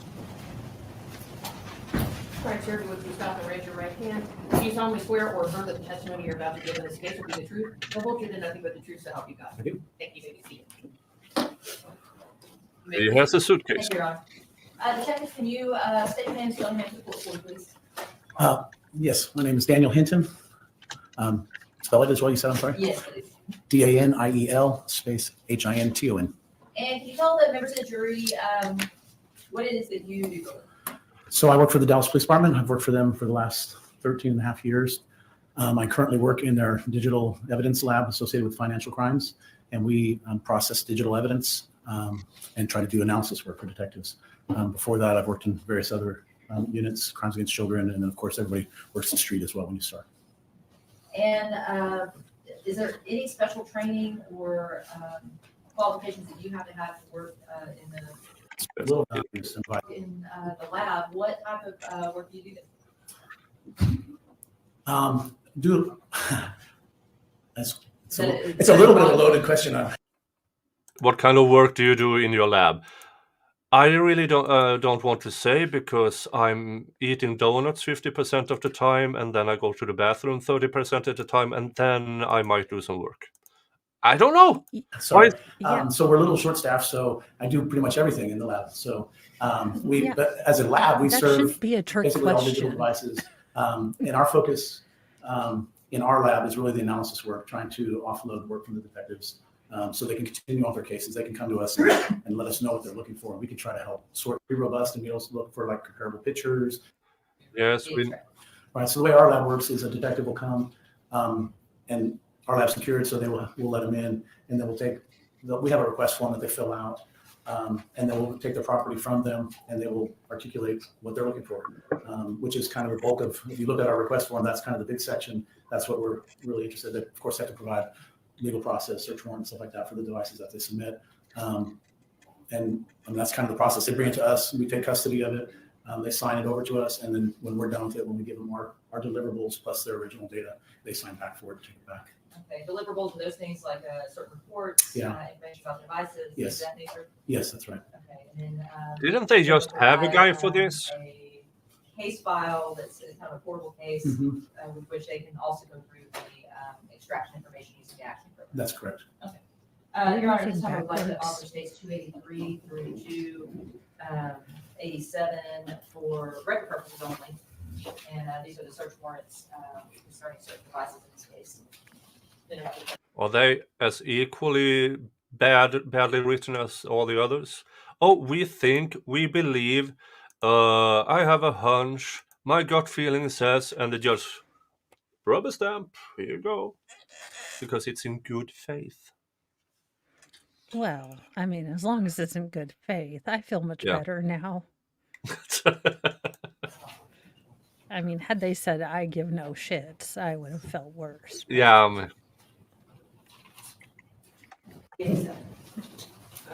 Are admitted for record. Did you receive several USB devices, 3 laptop computers, and a number of SIM cards from a Detective Ortiz back in, I believe it was December of 20? Oh yeah, Detective Ortiz, he was here in the beginning during a Frank's hearing because he, in his sworn affidavit to the judge for search warrant, this is when they first arrested Miss Dykes.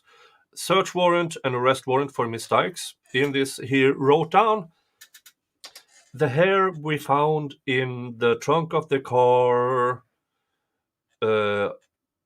is belonging to one of the defendants, or in this case, Mr. Beltran. And we believe that blood DNA evidence will show that the blood evidence is from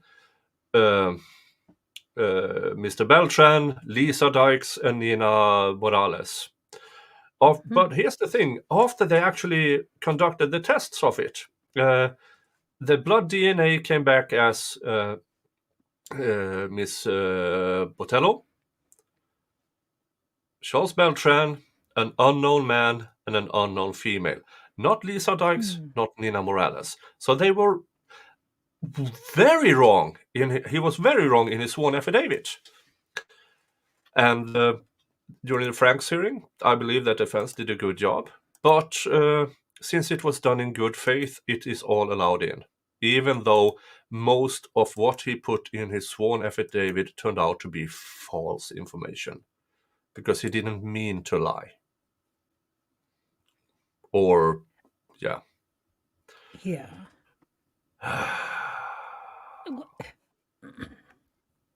He didn't mean to lie. Yeah, and nothing of this would have been done if the family of Marisela hadn't gone to Dallas, hadn't obtained some of the video surveillance to show she was here. Who's this dude? Please do something. And then they kind of had to start investigating. And they did a piss poor job doing it. And it took them, from her disappearance to when they actually searched the house where she actually disappeared from, almost a month. Yeah, that was just ridiculous. That's what I didn't get is how long it took them, and then how they kind of shoved all these things together where the forensics didn't quite go with it. But yeah, I've said this. It's a strange case. It's an even stranger trial. And the prosecution in their opening statement said, the evidence will show that Charles Beltran, his testimony, is backed up by the evidence. And I am very confident in saying that is 100% bullshit. Yeah. Every piece of solid, actual physical evidence points to Charles Beltran, in my opinion. But he squealed against Lisa Yeah. Dykes. So they are charging Lisa Dykes. If I'm a juror, Charles Beltran did not do anything to make me believe him. Now, I don't know if the defendant takes a stand, but maybe he has this my magic dong. If as long as you are 30 feet from it, you will become sexually interested in me. Maybe that's his those are deal some with the devil. powerful pheromones. That could be, maybe I just haven't been exposed. Maybe that's it doesn't work through the internet. I've never been exposed. Okay, let's go. Yeah, we're just jealous. Yeah, we're just jealous. I think so. Fry's like, I get to lick mine. Oh, my Yes, God. you'd like to reference your notes to the recollection. You were all jealous. Can I refresh my recollection with the notes? Also known as, I need to read from the paper because my memory is shit as well. So, yeah.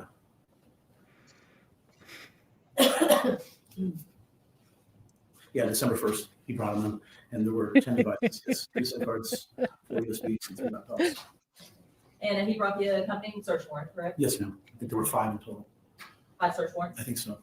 Now, I want to focus on just Does he couple have a of those mustache devices. or not?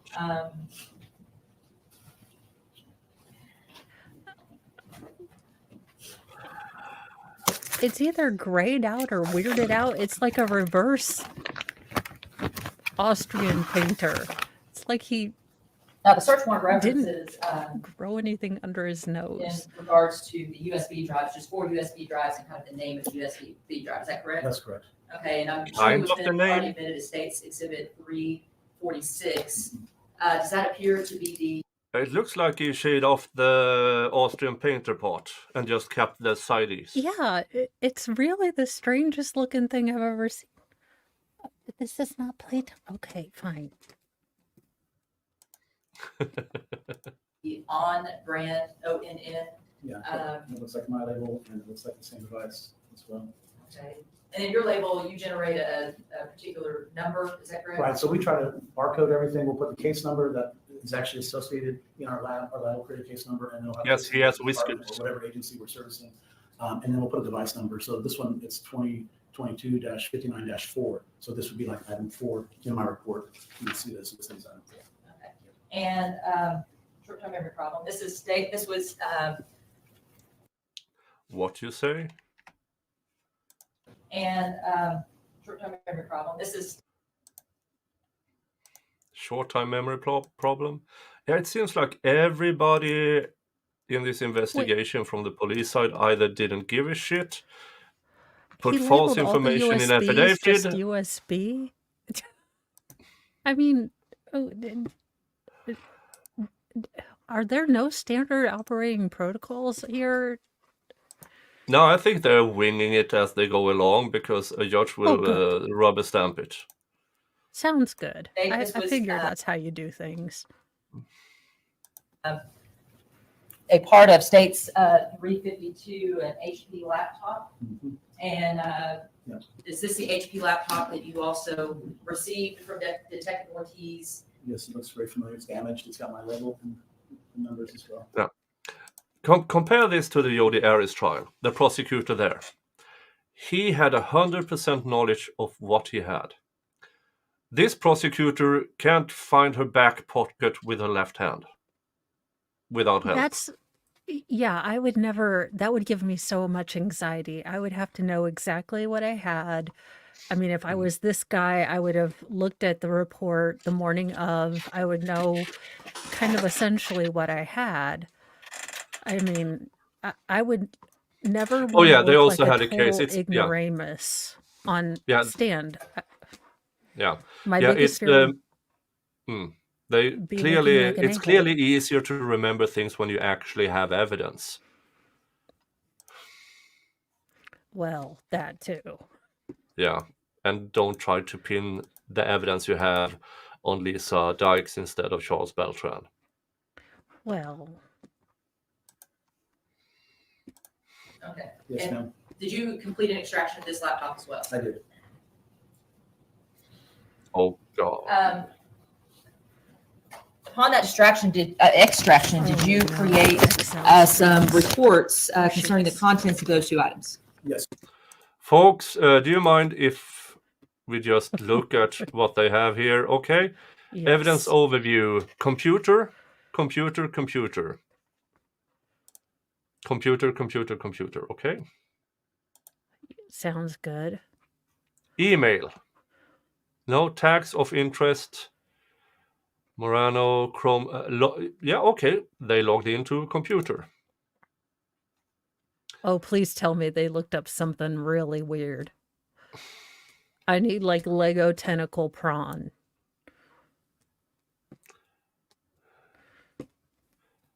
Trip perp. Oh, no, this is just how they got to Cambodia. Oh, for the love of all that is holy. Are we looking up their Airbnb check-in? For God's sakes. ID card. I can't.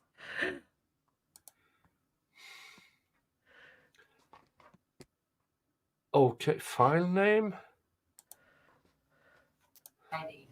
The file name here is the Lisa Beltran e-visa application PDF. Was that another item that was tagged of interest? You already testified. They went there. They had visa. They had everything. They already testified they were extradited back from. Why are we doing the visa thing now? Yeah, why are we proving that they went to Cambodia again? I don't know. Passport appointment. Yeah, we know they went to. Nicholas, I've never in my life seen more pedantic and ridiculousness in mind. Like, Oh, please tell. Why is Cato Kalin on the stand? What is Cato going to tell us? Sure, he's going to tell us how they got to Cambodia. Okay, another FBI agent. Let's see what he.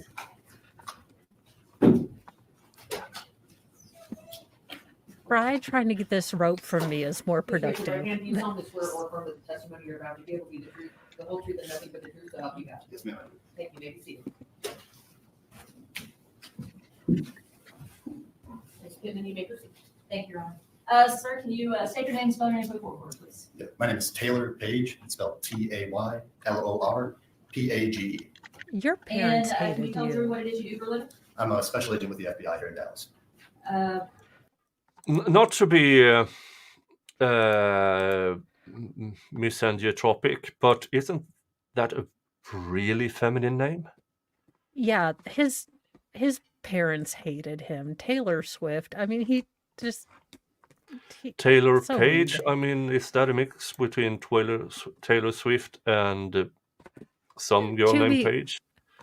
To be fair, I gave one of my kids the most butch name ever, and I'm like, he's gonna join Greenpeace. He's gonna have the worst name. It's gonna be like Butch Harley. Where was the blood? Why does the defendants remain show no sign of? Yeah, I mean, why does deceased? No, I mean, the blood evidence doesn't support stabby. The remains doesn't support stabby.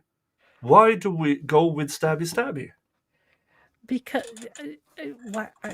please tell me he's going to explain how they got on the airplane to go to Cambodia, because I need this to go full circle.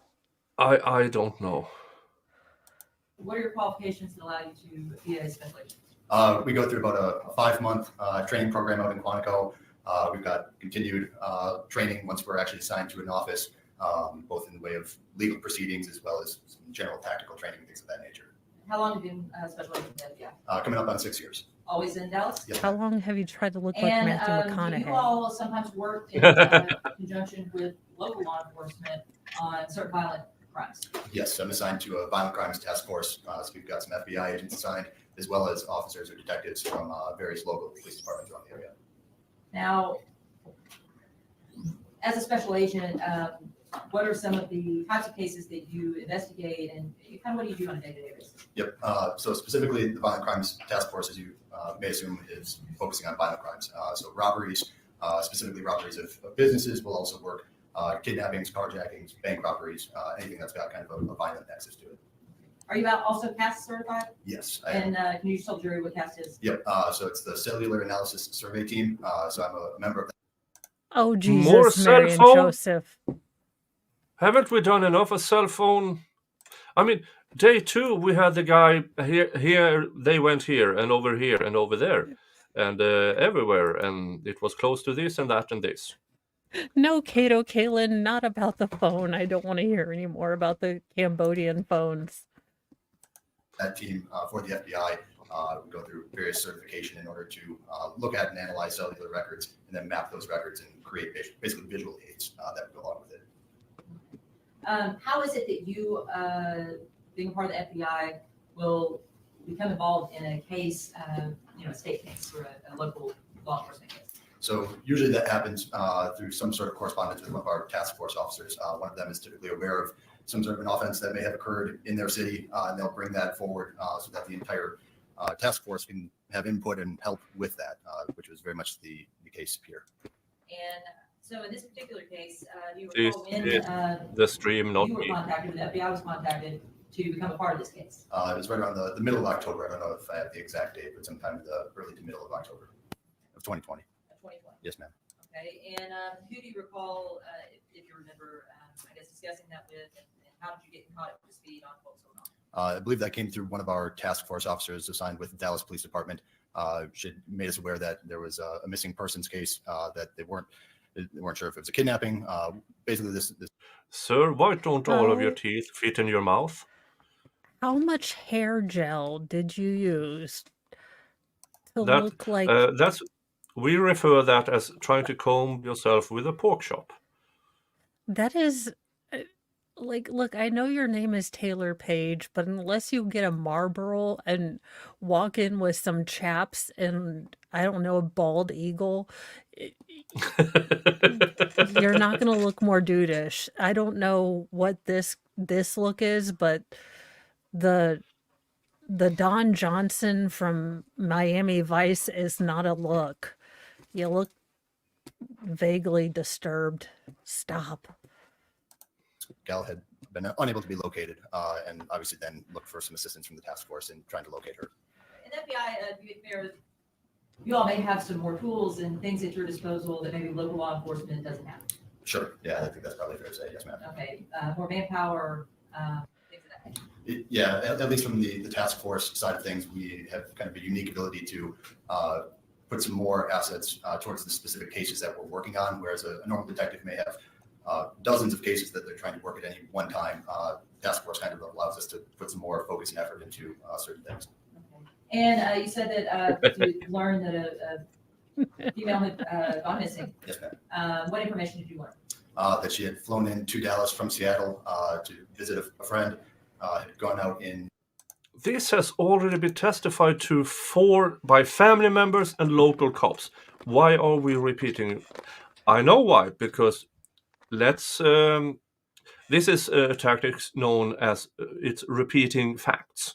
If you repeat facts from different people, what you're claiming may sound more believable because they all back up each other. It's like when if you tell your friend this fact is true, they know you as a friend and everything, and they may or may not say, I'm not sure. But if you bring a stranger to say, hey, what Nick says is true, all of a sudden, oh, okay, I will believe it more now. I could take a hobo from the street to tell, hey, listen to Nick, he knows what he's saying.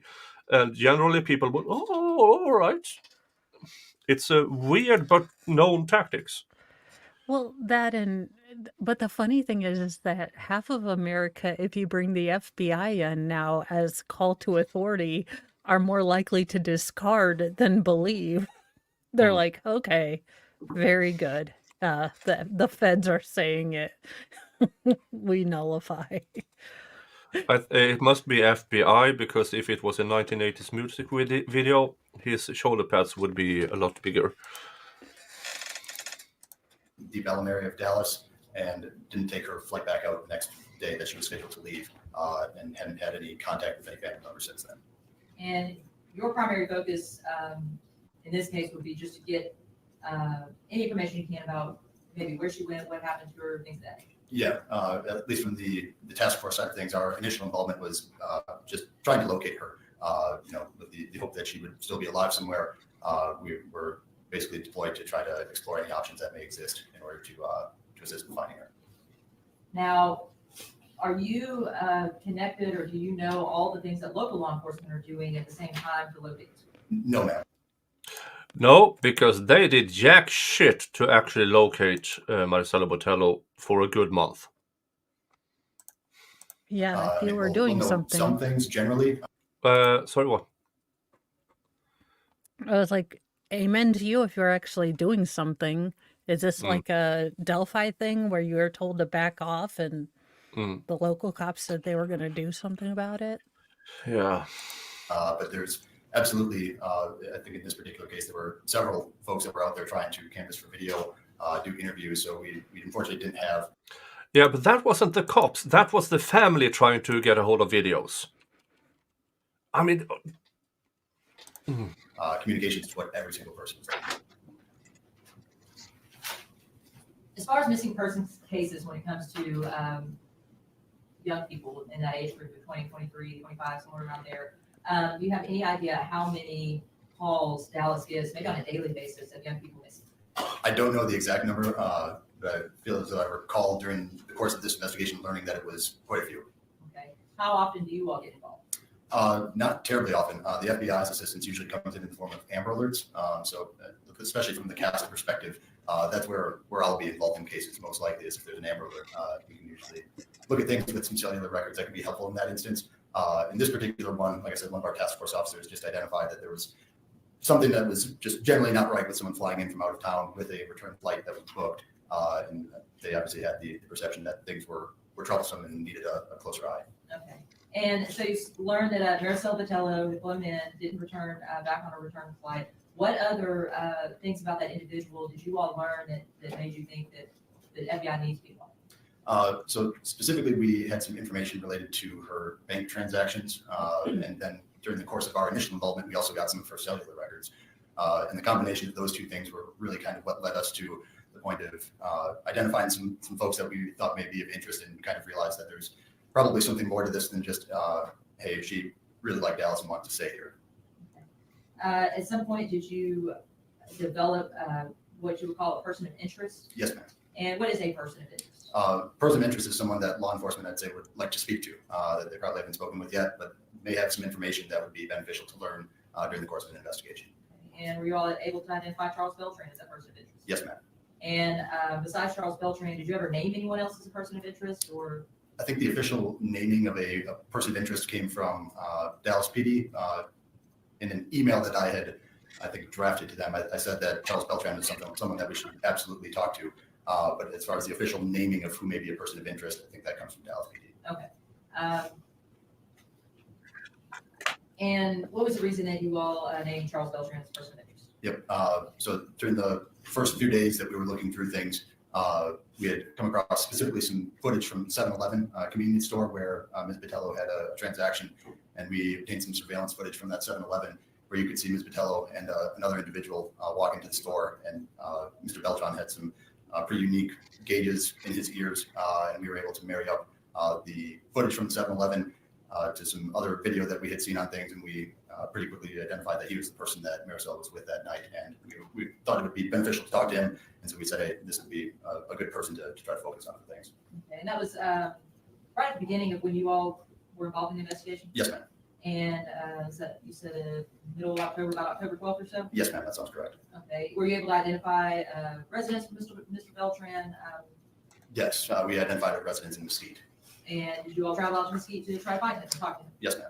Okay. Were you able to develop a phone number for Mr. Beltran at that time? At that time, we did not have a phone number for Mr. Beltran. No, ma'am. Okay. Tell the jury about your trip out to Mesquite to try to locate Mr. Beltran. Yep.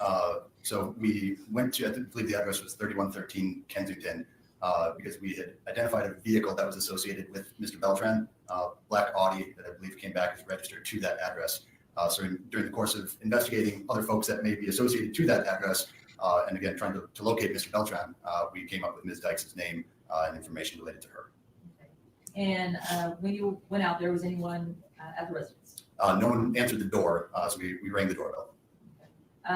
Were you able to locate a phone number or any contact information from Ms. Dykes? Yes, ma'am. And how were you able to locate that? I believe that was a combination of the Texas workforce information as well as information associated with some prior Mesquite Police Department reports where I think a phone number was listed as well. And these prior Mesquite Police Department reports, did you review those reports? I did not personally, no, ma'am. Not that I can recall. So you don't know what they were about? No, ma'am. Now, were you able to contact Ms. Dykes? So when we went there to ring the doorbell, I also called the phone number that we had listed for Ms. Dykes, yes, ma'am. Okay, and did she answer the phone? She did. And what was your conversation with her? Trying to be very cordial, just because obviously we're showing up without notice to someone's house. So we brought a uniformed Mesquite police officer with us. There's a ring doorbell, so it's kind of trying to, if you have an FBI agent calling on the phone, a lot of folks know that there's scams that get associated with that. So we're trying to make our presence known and identify who we were. So standing in front of the ring doorbell, kind of waving, showing the uniformed officer that was with us, and kind of stated, hey, we're here. We'd like to hopefully get in touch with Mr. Beltran. And what was Ms. Dykes' response? She said that she hadn't seen Mr. Beltran in 3 to 4 weeks, and asked if I could inquire about the nature of their relationship. And she said she didn't wish to speak with me any further on things with that. Okay. It was a pretty short phone call.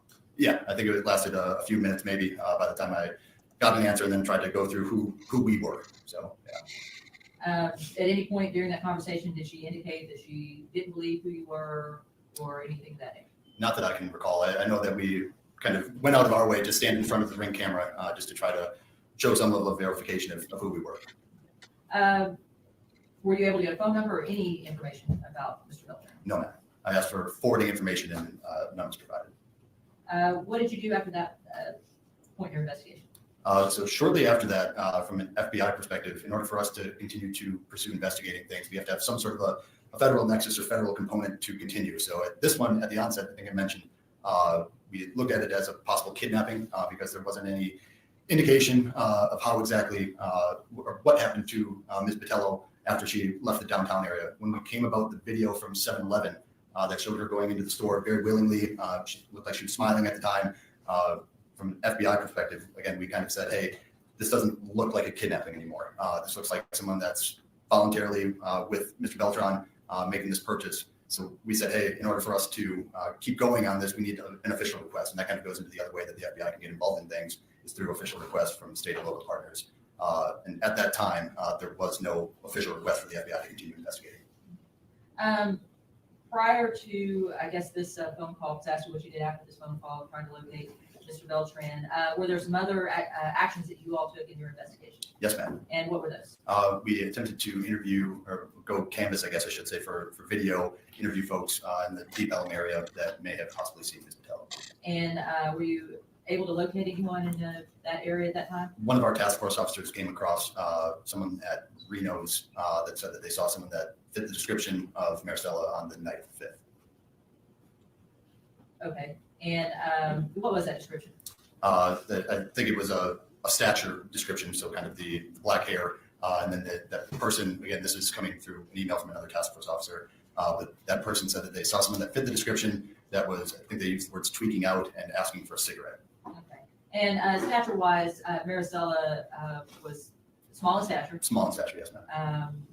About 5 foot tall, maybe 100 pounds. I don't know if there was specifics that were given from that person that our task force officer spoke with, but just generally fit a close enough description that it was worth some follow-up. Okay. And young Hispanic female?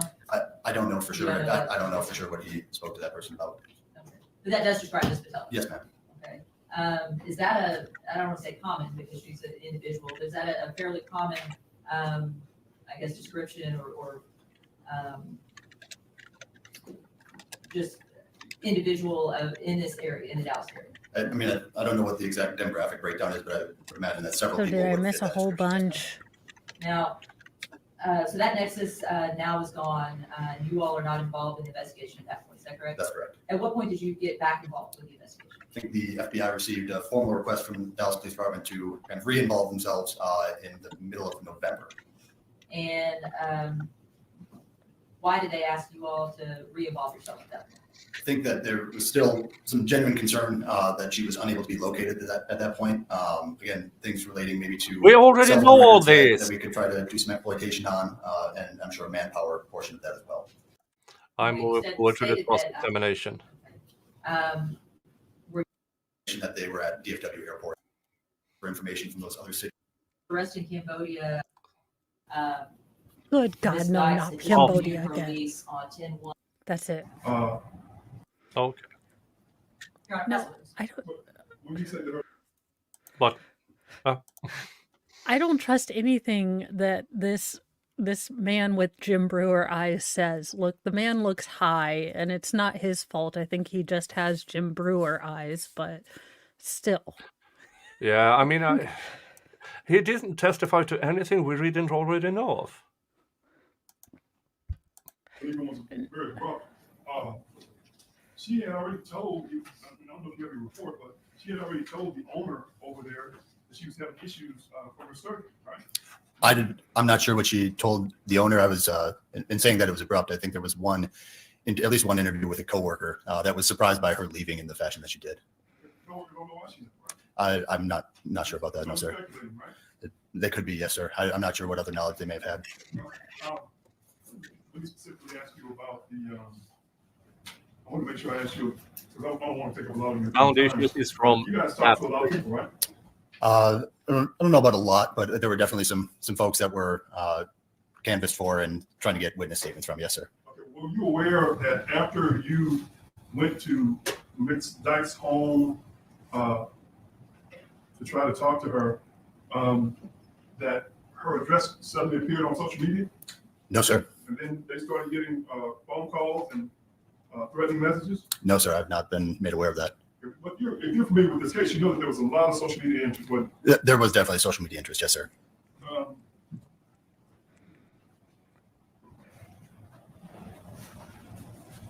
And I think you indicated that y'all got in front of the ring camera because y'all wanted to make sure that she saw that y'all were legit with a Mesquite police. Yes. Yes, sir. I apologize for interrupting. Yes. Like I said, especially if we're making phone calls to folks and there's a situation where we can't readily show our credentials, we want to make sure that whoever we're talking to, again, knows that it's actually the FBI that's there and not some sort of a phone scam. Well, did you show her I don't recall showing my credentials. I think I identified myself on the phone and I said, hey, we've got a uniformed officer that's here with us. Yes, sir.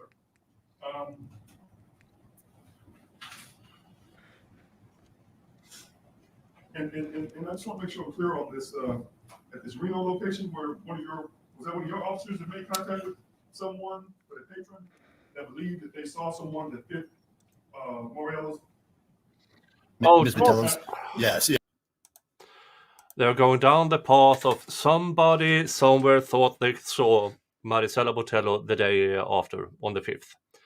Why are you going down this path when your main focus is, no, it wasn't Miss Dykes, it was Mr. Beltran? Why do you all of a sudden try to claim she was alive the day after? They're also going with spaghetti on the wall. They have Yeah. also been broken by this. I mean, if you have a leading theory of what actually happened, hammer that one in. I mean, at closing, all you can, he can basically, hopefully I didn't get to see, like I said, Thursday going into Friday, all through into Sunday, I was kind of out. But hopefully their cross of douchey McDouche face was really good. And they kind of hammered that, you know, he was the one that was with her. He's the one that brought her. he's the one with the physicality to do this. She's the one, recovering. Yeah. I mean, that's what I would hammer on my closing. I would say that states brought in all this miscellaneous. They've brought everyone to tell you about Cambodia and everything else. But what they didn't tell you is how my client, recovering from surgery with a drain in significant pain, was able to overcome a young, healthy, woman, unalive her, pick her up, do all this.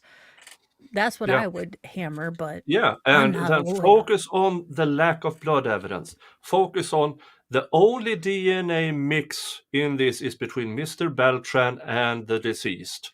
There are no trauma on the bones that indicates a stabby.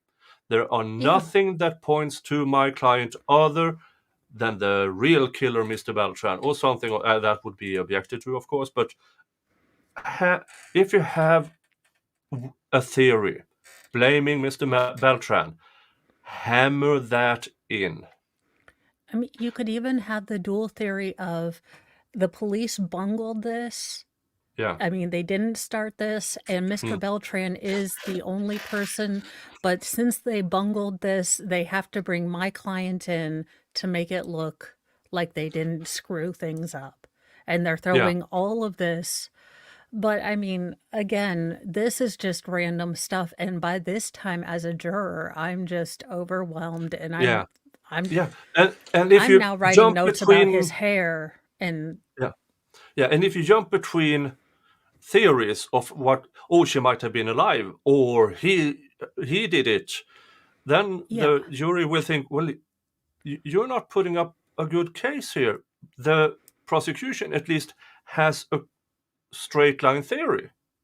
yeah.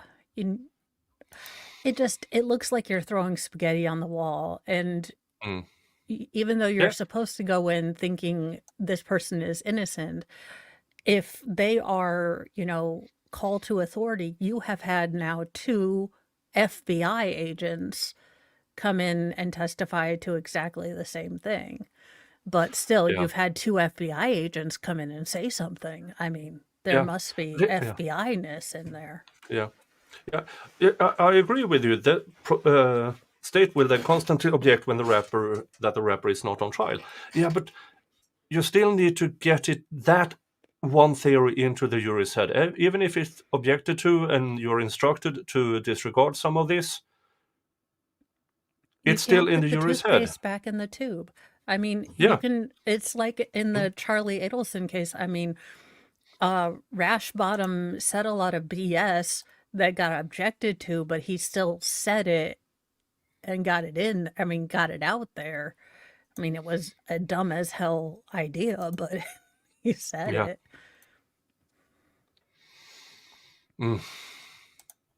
That was one of our task force officers that went there, found someone that said that they thought they saw someone on the night of the 5th that fit Ms. Botello's description. Yes, sir. And I understand if you said that, well, that description could fit several people, right? Yes, sir. More importantly, the description that they gave fit her description, correct? With the exception of not having on the purple dress, yes. I mean, that was the day after. I think within the 24 hours, yes, sir. I mean, she's seen with Charles Beltran at the 7-Eleven during the early morning hours, right? Yes, sir. But they left that area, right? Yes. So is it possible she came back in a different outfit? I don't know what would have been possible at that point. My recollection of viewing that video, you could not make out if it was Ms. Beltran on that. I'm sorry, Ms. Botello on that video. But you couldn't say for sure it wasn't. No, it was not a good enough quality. No, sir. I wouldn't have cared. I mean, this last on that subject. Again, regardless if it was her or You not, guys took the time to go and find the video. she still ended up on the I think side it's of the worth following road. up on, especially at that stage of the investigation where we were. Because again, you never know what's going to help you guys find these missing people. That's correct. Yes, sir. That's why when people call in, if they say they see someone, it's important that y'all follow up, correct? I would caveat that with saying with respect to other information that's known during the course of an investigation. Yes, sir. Because there are times when you can get tips that may be completely irrelevant based on other case knowledge that you have. Okay. But if shortly after she's alleged to go gone missing, a security guard is showing a photo of Miss Botello, says, yeah, I saw her, that's something we want to follow up on. Will you agree? I'm not sure if it was a security guard that he spoke to, but if someone says that they saw her in the early stage of an investigation, yes, you'd want to follow up You on that. agree with me that October of 2020 is still the early stages of this investigation, right? Yes, sir. And if they go to not one but two different locations showing this photo, and those people say, we believe we saw her over near the City Inn, over near the Mustang Inn, that's something you're going to want to follow up on, isn't it? Again, if I'm the lead investigator on that, I would probably want to have some folks go out there and take a look at those spots. Yes, sir.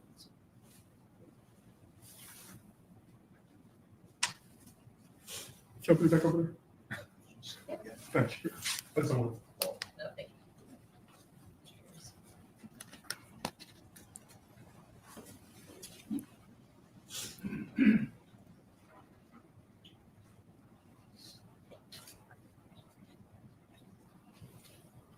And are you sure that they never got the patron's name that said that he saw someone that fit her description? I do not know. I was not the one that spoke with that patron of that bar. And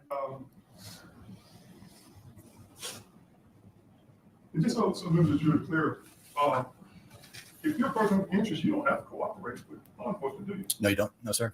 If you want to go to Mexico, you can go to Mexico, right? Yes, sir. Assuming you've got the correct paperwork to do so. Yes, sir. Yes, but I'm just saying, if you're a person of Here. interest, you don't have to cooperate. No, sir. In fact, even after you're arrested with an arrest warrant, you don't have to cooperate, do you? That's correct, sir.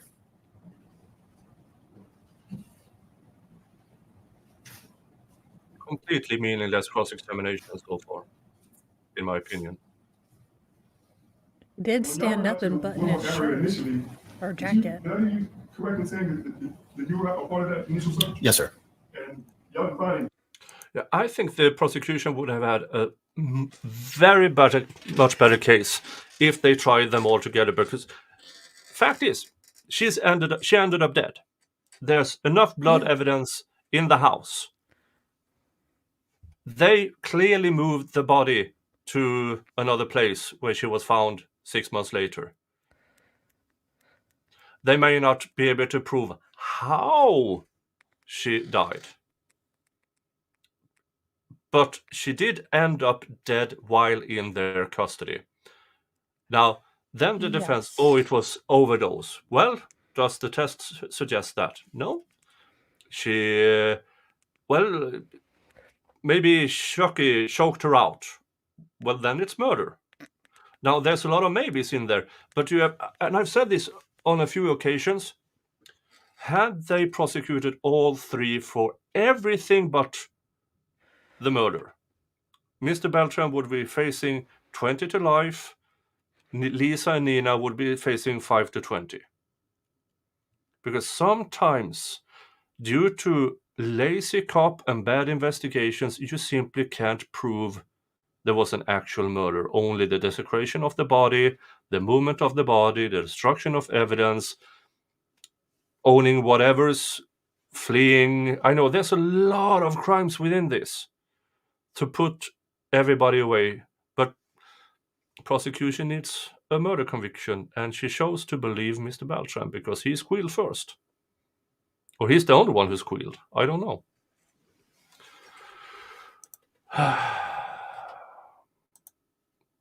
I mean, my main focus, if I were on the defense team, was to pin everything on Chucky. Everything possible. And then they still might find Lisa Beltran guilty of desecrating the body and moving the body and stuff like that. But 5 to 20 is a lot better than 20 to life or whatever happens in the end of this. I mean, I would just hammer home that you have no evidence of the murder. Point to where the prosecutor has the evidence of what they did for the murder. You know, the bones. Their DNA evidence was not at where she was found, but they do have cell tower data showing the movement of these people from when Miss Botello's phone went dead in the early morning, and then all of a sudden you have movement on all the defendants, including Lisa's car and cell phone, going to the cell tower near where Miss Botello was found. So Yeah, I believe there's a lot of evidence showing, yes, all three of them was involved in removal of evidence, destroying evidence, all of that. More than enough. Yeah, so that would have been, again, if I'm a prosecutor, I would have laid that out for the family and said, look, we can't get this, but we can get this. Yeah. And, but it seems like she's up for re-election and she wants to look like she's doing something. We have so little left. We're almost there. No, sir.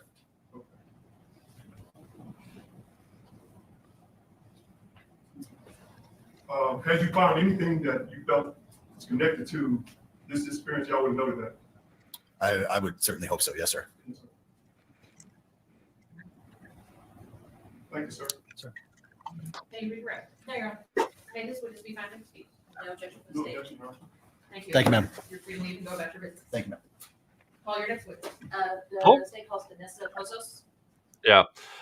There is another witness, and there is 15 minutes of a secondary stream. So we have about 20 minutes left. Okie dokie. Is this a short one? It's a short one. I wonder what she's going to tell us about Cambodia. I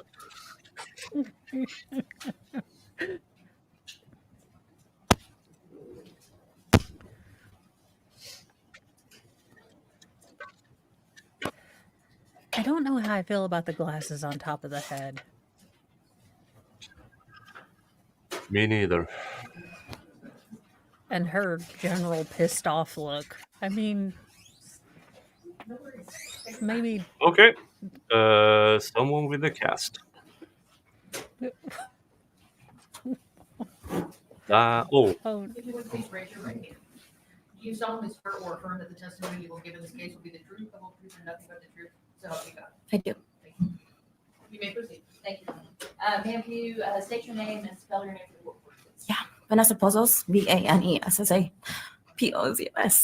Are you nervous? Yeah. Okay. Take a deep breath, relax. Let's just talk about how do you know Marisela Botello? Dear friend of mine. We met when we worked together at the store that she was in. Yeah, emotional witness. So, yeah. Assistant manager in, and I was hired through the pandemic, and we just met. Just grew as great friends. Okay, and so what store was this that you all worked at? Charlotte Roos. What kinds of, I guess, responsibilities did you have at Charlotte Roos? Stocking the merchandise, making sure the store was, presentable for our customers.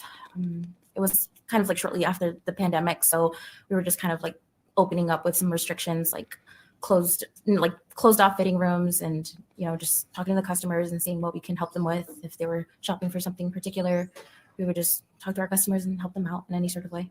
Okay, and this was in Seattle? Yes. Is it actually in Seattle or a little town right outside of Seattle? It's called Tequila. It's a well-known mall called South Center.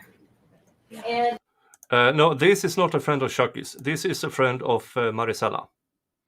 So this is not a Chucky testimony. This is about Marisela, how she was, how she was as a person. how long did you all work there together? Well, I was hired in January of 2020, and up to the date, up to like the last day that she flew out. The last day she flew out. So she flew out on October 2nd, 2020? Yes. Yeah. Did you work the day before? Yeah, we were working together, and we were just talking, and she basically just said her goodbyes, before she was going to go home and pack. And was she was an assistant manager, is that correct? Yes. What was your position? Sales representative. Okay. So just like right below her. I just right below. Yeah. She was your supervisor. Yeah. Okay. And did she start out as an assistant manager, or was that something she promoted to? It was something that she was already positioned when I joined the team. So I'm not sure, to be honest.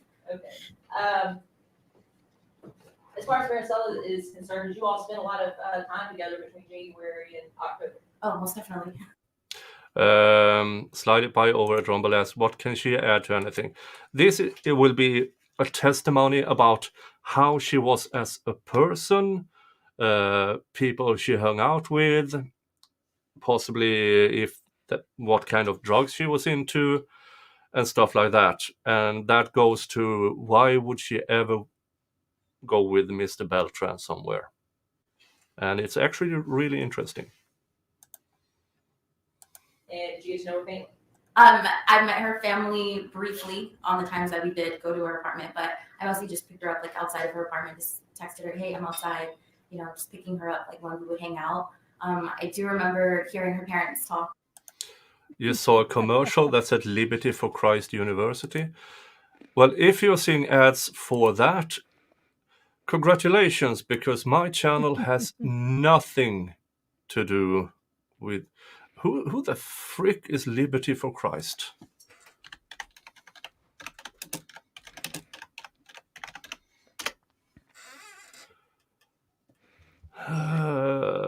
Probably some fun people, It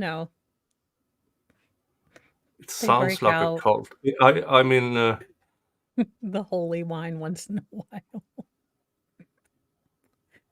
Oh gosh. yeah, it sounds like a cult. Don't go there. One of the nights that we did come home a little late, about like 9 or 10 p.m. is considered late, but mostly everybody was already asleep, so we just stayed quiet. Okay, so you just kind of briefly met them, but what kind of household? You went into her apartment. What kind of household was it? Well, the Hispanic household is very clean, organized, quiet, very respectful, very respectful. You're gonna show up you have like what is it called? A curfew, that you have to get home to, and just very respectful family. What types of things socially would you and Marisela do? Just hang out. Well, I was 21 at the time, and she was 23 at the time. Oh, wait, 22. I was 20, sorry, forgot. I was 22 at the time, so we were just... Oh, they are an education center for Westboro Baptist Church. Then they can, whoever those are, they can go fuck themselves twice over on Sundays. And that is a cult through and through. And if you see a commercial from them and they have a comment section, tell them Nick Starrow's Trial Watch told you to tell them to fuck the fuck off. Casually go to Alki Beach. It's like a really common beach in Seattle. It's like a close body of water. There's scooters there. Sunsets are beautiful to catch whenever you're there. It's a very touristy beach. That was like mostly our hangout spot. There's bonfires that go on during the summer. But what we would do socially is literally just bring my Bluetooth speaker, drive around, cruising is the word, just hang out, just stay away from people because, it was like kind of like shortly after the pandemic. So it was just me and her most of the time. We didn't really have like a big... Yep.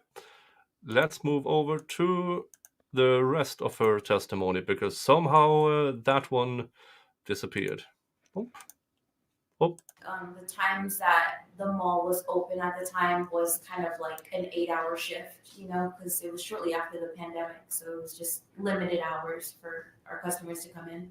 So, and for what I remember, like seeing the schedules was she would always get like her 40 hours in for sure. Like she was prioritized. So yeah, I'm pretty sure they would have put her on the schedule. Now, did you talk with Marisela while she was down here in Dallas? I sent her a Snapchat because, again, I went to that Alki Beach on my own with another friend on that Friday night. It was her first night in Dallas. And I remember specifically, like, I sent her a Snapchat of my beer. And we were just, obviously, like, the night lights, it's like a beautiful scene. So if you ever get a chance to go, you'll see, like, the whole Seattle skate line and... we're just chilling, drinking a beer, and I sent her a Snapchat, and I said, I wish you were here. Botello? Yeah. Now, when did you learn that she didn't make it home on her flight? Monday, like around 10 a.m. would be here, and then like I think we're like a 2-hour difference, so it would probably be like noon over here. But like I remember kind of like waking up and then getting a phone call. Okay, and that was a phone call from a mutual friend, is that correct? Yeah. And what was the concern of that mutual friend? She was asking me if I've talked to Marisela, and I told her, well, I just sent her a snap on Friday, like that, which was like 2 days ago. What's up? And then she just told me, well, I haven't talked to her. She hasn't responded since last night. I was like, it was kind of like a mutual friend that she just kind of got into the group, kind of like we just started kind of hanging out with her, so I didn't really pay attention to her. I kind of thought like, well, I would kind of know if something was wrong, you know, like you're not to be rude or anything, but you're kind of nobody at this moment. Like she's fine, like she'll be all right. Like just give her a second. Yeah, her name was Luna. Was it like Marisela to just not respond to people's messages? No, but you know, she's a 23-year-old girl. You know, she's not gonna be babysitting her phone either. Like, as in, like, she's not gonna prioritize a girl if she's hanging out with a guy. You know what I mean? Like, she'll get back to us. You know, girls. So, at what point did you learn that she just didn't make it back to Seattle at all? It was like an hour after that phone call. Yeah, it was like, okay, it was confirmed. She didn't get on her flight. She, I believe, like the next step was, we'll wait and see if she lands. And I believe her cousins or her aunt went to the airport to see if she landed, like were to like arrive at her gate. But they never saw her. So it was like confirmed by them. Yeah, it was confirmed by them. Like, okay, we went to the SeaTac airport. She hasn't gotten off on her scheduled flight. So now it was like worried that day. And had anybody heard from her at all? Not that I know of, no. Okay, you hadn't heard from her? No. I haven't. I texted her and everything, and she didn't respond to me. Was that very unusual? Very, yeah. At what point, so you're worried at this point, at what point did it go from worrying to really thinking the worst? Honestly, it was Monday night going into like Tuesday was when like it was, you know, like a big heartbreak and like a hard pill to swallow. What were you thinking? I'm the type of person that looks like at the real things, you know, like so it's just kind of like this young, smart, beautiful girl, you know, speaks English, speaks Spanish. She's able to communicate with people around her. She has the ability to, you know, move around. She's mobile. So it's just kind of like something's wrong. Like I just knew something was wrong. And obviously you have hope. You have the best hope. Like maybe she broke her phone. You know, she got drunk and she dropped her phone. She broke her phone. So she couldn't communicate with us. Maybe, you know, she missed her flight because she overslept. Maybe just all of these things that you think maybe, you know, you think hopeful, but at the same time, it's like, you just kind of have like a gut feeling. And like that was my gut feeling. Was she, you know, her family, she had lots of friends in Seattle. Yeah. She had a good job. Yeah. Would she be the kind of person just to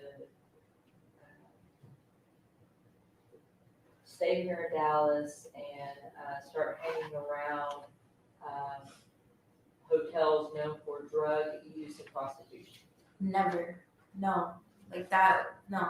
You come from a good home. You come from, you know, graduating. You come from dreams of wanting to aspire, like into, she wanted to like leave, like she wanted to do lashes. Like lashes is like a beauty thing that girls want to do. And she just finished her course literally like probably like the month before, and she got her certification. More She has interesting drive things to, in the like, cross-examination. Let's just say that. better. So no, she wouldn't do Within, that. We're, I we're guess not just far away. hours of her last phone communication with people in Seattle or snap video, would she be the type of person to go from just a drinker and occasional marijuana smoker to an all-out tweaker within 24 hours? That would make no sense. No, Would she hang out at no drug house? no, Do any of those things make any sense at all? they don't. Knowing Marisela as you knew her. No. So was it for that reason your gut told you something was wrong? Yes. Did you all still just kind of hold out hope over the months of finding something about her? Yes. Patrick and his friend just jumped in the car and literally I literally was talking to Patrick and I was like, so what are we gonna do? Like, this is a part of our group. What are we gonna do? And he said, I'm gonna go get her. Like, I'm gonna go look for her. And he did for days, did He did. He jumped in his car. Him and his two other friends jumped in the car and drove nonstop down to Dallas. And we're in Dallas within, I think, a day and a half of driving. And these are the kinds of friends that Marisela had. We're not talking about just friends that You just met last week. No. I mean, he was willing to drive 24 hours straight. Yes. With no sleep, with rotating with his friends, just sleeping within an hour or two.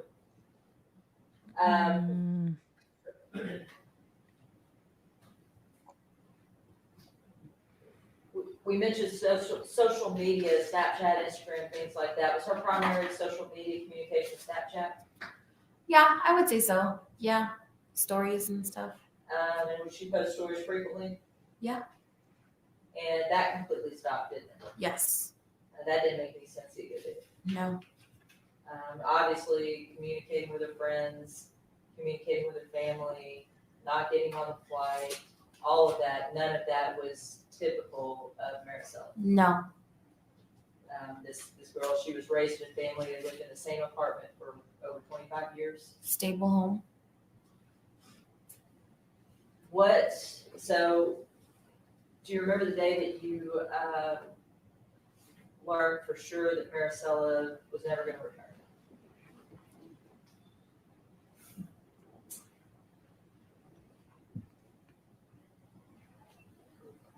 No, I don't. It was really hard. I had to return work that Friday night. I literally couldn't. I'm so sorry. Take your time.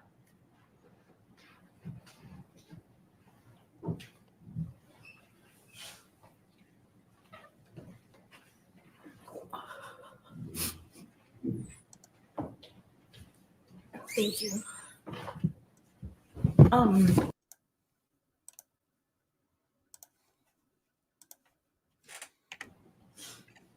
I couldn't get out of bed. I would shower and I felt dirty and couldn't put on my shoes. I was scheduled to work that Friday. Thankfully, I was off that entire week. Friday, I lasted 30 minutes within that store and I literally left because I couldn't. I saw her face mask on the counter. I just knew something was wrong. Pass the witness. Cross-examination. Ma'am, I'll just have a few questions for you. You said you're nervous or you were scared? You said you were just nervous. You're not afraid to testify. No. Huh? I'm just nervous. I've never testified before. May I approach Judge? Because again, as you told the members of the jury, Marisela come from a great family, stable family, great education, a good job. You know a lot of the guys that she was dating, right? Because y'all date guys together, right? Date one guy? No, not the same guy. I'm just saying you knew the type of guys that she liked, right? Yeah. All right. Do you ever met Raul? No. And you're saying as far as her using Percocet or anything like that, you don't know nothing about that? No. Okay. But she did use marijuana. It's legal. Legal. Well, it's not legal here in Texas. Mm-hmm. Okay? I mean, anyway, let me just get right to the point, man. None of this makes any sense, right? Let me show you what's marked as defense exhibit number 3. This is a picture of Charles Beltran. This is Charles Beltran, the same person that's in defense exhibit number, that's defense exhibit number 3. This is defense exhibit number 1. That's Marisela? Yes. All right. And I guess what I'm getting at, did it make any sense to you when you saw these reports, when you saw all the stories that Marisela voluntarily go with this guy? Did it make any sense to you? No. That's not the type of guy she normally would go with, is it? No. And in reference to whether or not he abducted her, or whether she was kidnapped, when you saw this photo, is that something that you thought about? That she was kidnapped? Yeah. No. Okay. But again, as far as the Marisela that you knew, that you would go out with, that you would smoke weed with, This is a really clunky way of asking seems this. to be the type of person that would want to date someone like this. What's your opinion? I personally wouldn't even approach that person. No. And other than trying to get some weed, Marisela probably wouldn't either, would she? Oh, for the Probably love not. of God. What was he hoping to accomplish with this question? I mean, I know what This he was is hoping to accomplish, I think, no, but the way no, he yeah, asked it was, yeah. Now the defense has already ruined it by throwing a spaghetti at a wall. But had he had the brains, I'm saying it out loud, to actually go with this is Chucky, this is Marisela. He offered weed, she went with him to get weed. Then something happened, because that is not the type of guy Marisela would ever associate with, date, be with in no way, shape, or form. Because remember, Mr. Beltran said to his friend, in his according to the friend's testimony, that Marisela gave him head in the car. Then he changed that story during everything, that they went to his house, had relations, he fell asleep, he woke up, stabby, stabby. Now, if they could have established a pattern with Marisela, the kind of guy she actually dated, which would have been somebody her family approved of. Now, when you're on vacation, you do stupid things, but that's besides the yeah. point. But if they want to pin this on Chucky, that he did something, they already asked, why the remains of Marisela? Why are her front teeth knocked out? Why is there no stabby? Isn't it more probable that Chucky did something to her and then ended her? Did he knock her out? Did he strangle her? We don't know. What does the blood evidence actually show? Does it show stabby, bleeding out on the floor? No, it doesn't. Is it then more probable that this lying piece of asshole shit, waste of human, did something to her? He is the one with a history of violence to women. And his mommies then help pick it up. Yeah. Like they've been doing for the last whatever, when they pick. I mean, that would have been the case that seems like the clearest, most logical thing. But Yeah. it seems like everyone in Houston took like ridiculous pills, and they were all Dallas. just like, you know what? I'm going to say Yahtzee, and we're just going to play like poker, euchre, Yahtzee, SpaghettiOs. Yeah. For me, that is a much more compelling case than the garbage they are trying to allege on Miss Dykes. They have Miss Dykes on everything else. 5 to 20, easily. Nina Morales, 5 to 20, easily.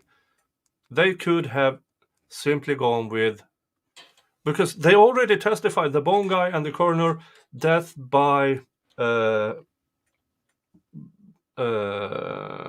homicidal trauma. They already went with that. Homicidal trauma does no stabby. They could have used that against him to say he's clearly lying, because the bones don't show it, the blood evidence don't show it. Everything points to he unalived her in a non-stabby motion that only left this little piece of blood on the carpet. That's a more Yeah, compelling case for me. and this lawyer, the way he asks questions, they're compound, it's Yeah. very long questions. This is, cross. It should be yes, no. Yeah. And I wouldn't even really ask questions of this witness at all. I mean, you'd have to be so delicate, and this lawyer hasn't shown that he can be delicate. So if I were him, I would have just let her go. I mean, there's nothing you need to say here. I completely agree. I mean, he could have gone into... You knew Marisela quite well, yes. Would she had ever gone with a guy like this other for getting weed? No. Good, thank you. Pass the witness. Yeah. And yeah. Or you could have even asked, was she a people pleaser? Yes, she works in retail.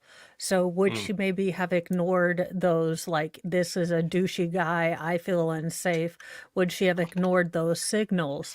Would she have gone to a second, location with him alone, even though she was getting this, oh, he's a creep signals? Would she have put herself in a dangerous situation? Is she street smart? Would she have gone with a stranger to a, car to get stuff? I mean, that kind of thing you could have maybe asked, but she is going to be hostile to you. This is not the person to ask. Yeah. I mean, for me, it's a much more clear-cut case. Why can't I'm trying to... Do you know if anybody is doing a stream soon? Because I'm trying to find somebody to turn people over to. Is Dave doing a stream today, or is he hungover? I don't know. I'm doing Newsy News tonight, but that's not until tonight. Okay, yeah. But let's finish off. Oh, Sal has a stream, it looks like. Oh, Sal.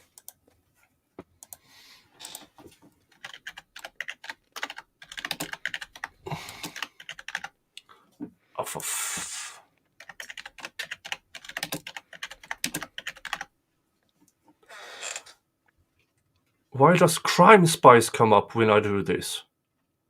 I search for Salvador Dali Talks, and up comes Crime Spice.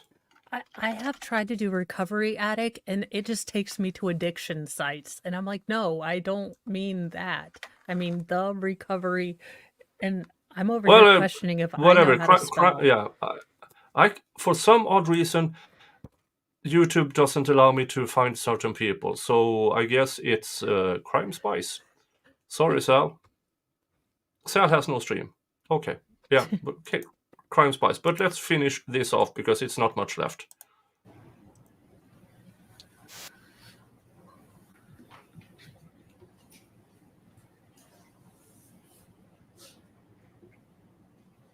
Come on.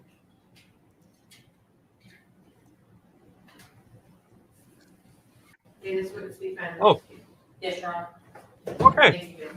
They were done. I got it. Thank you.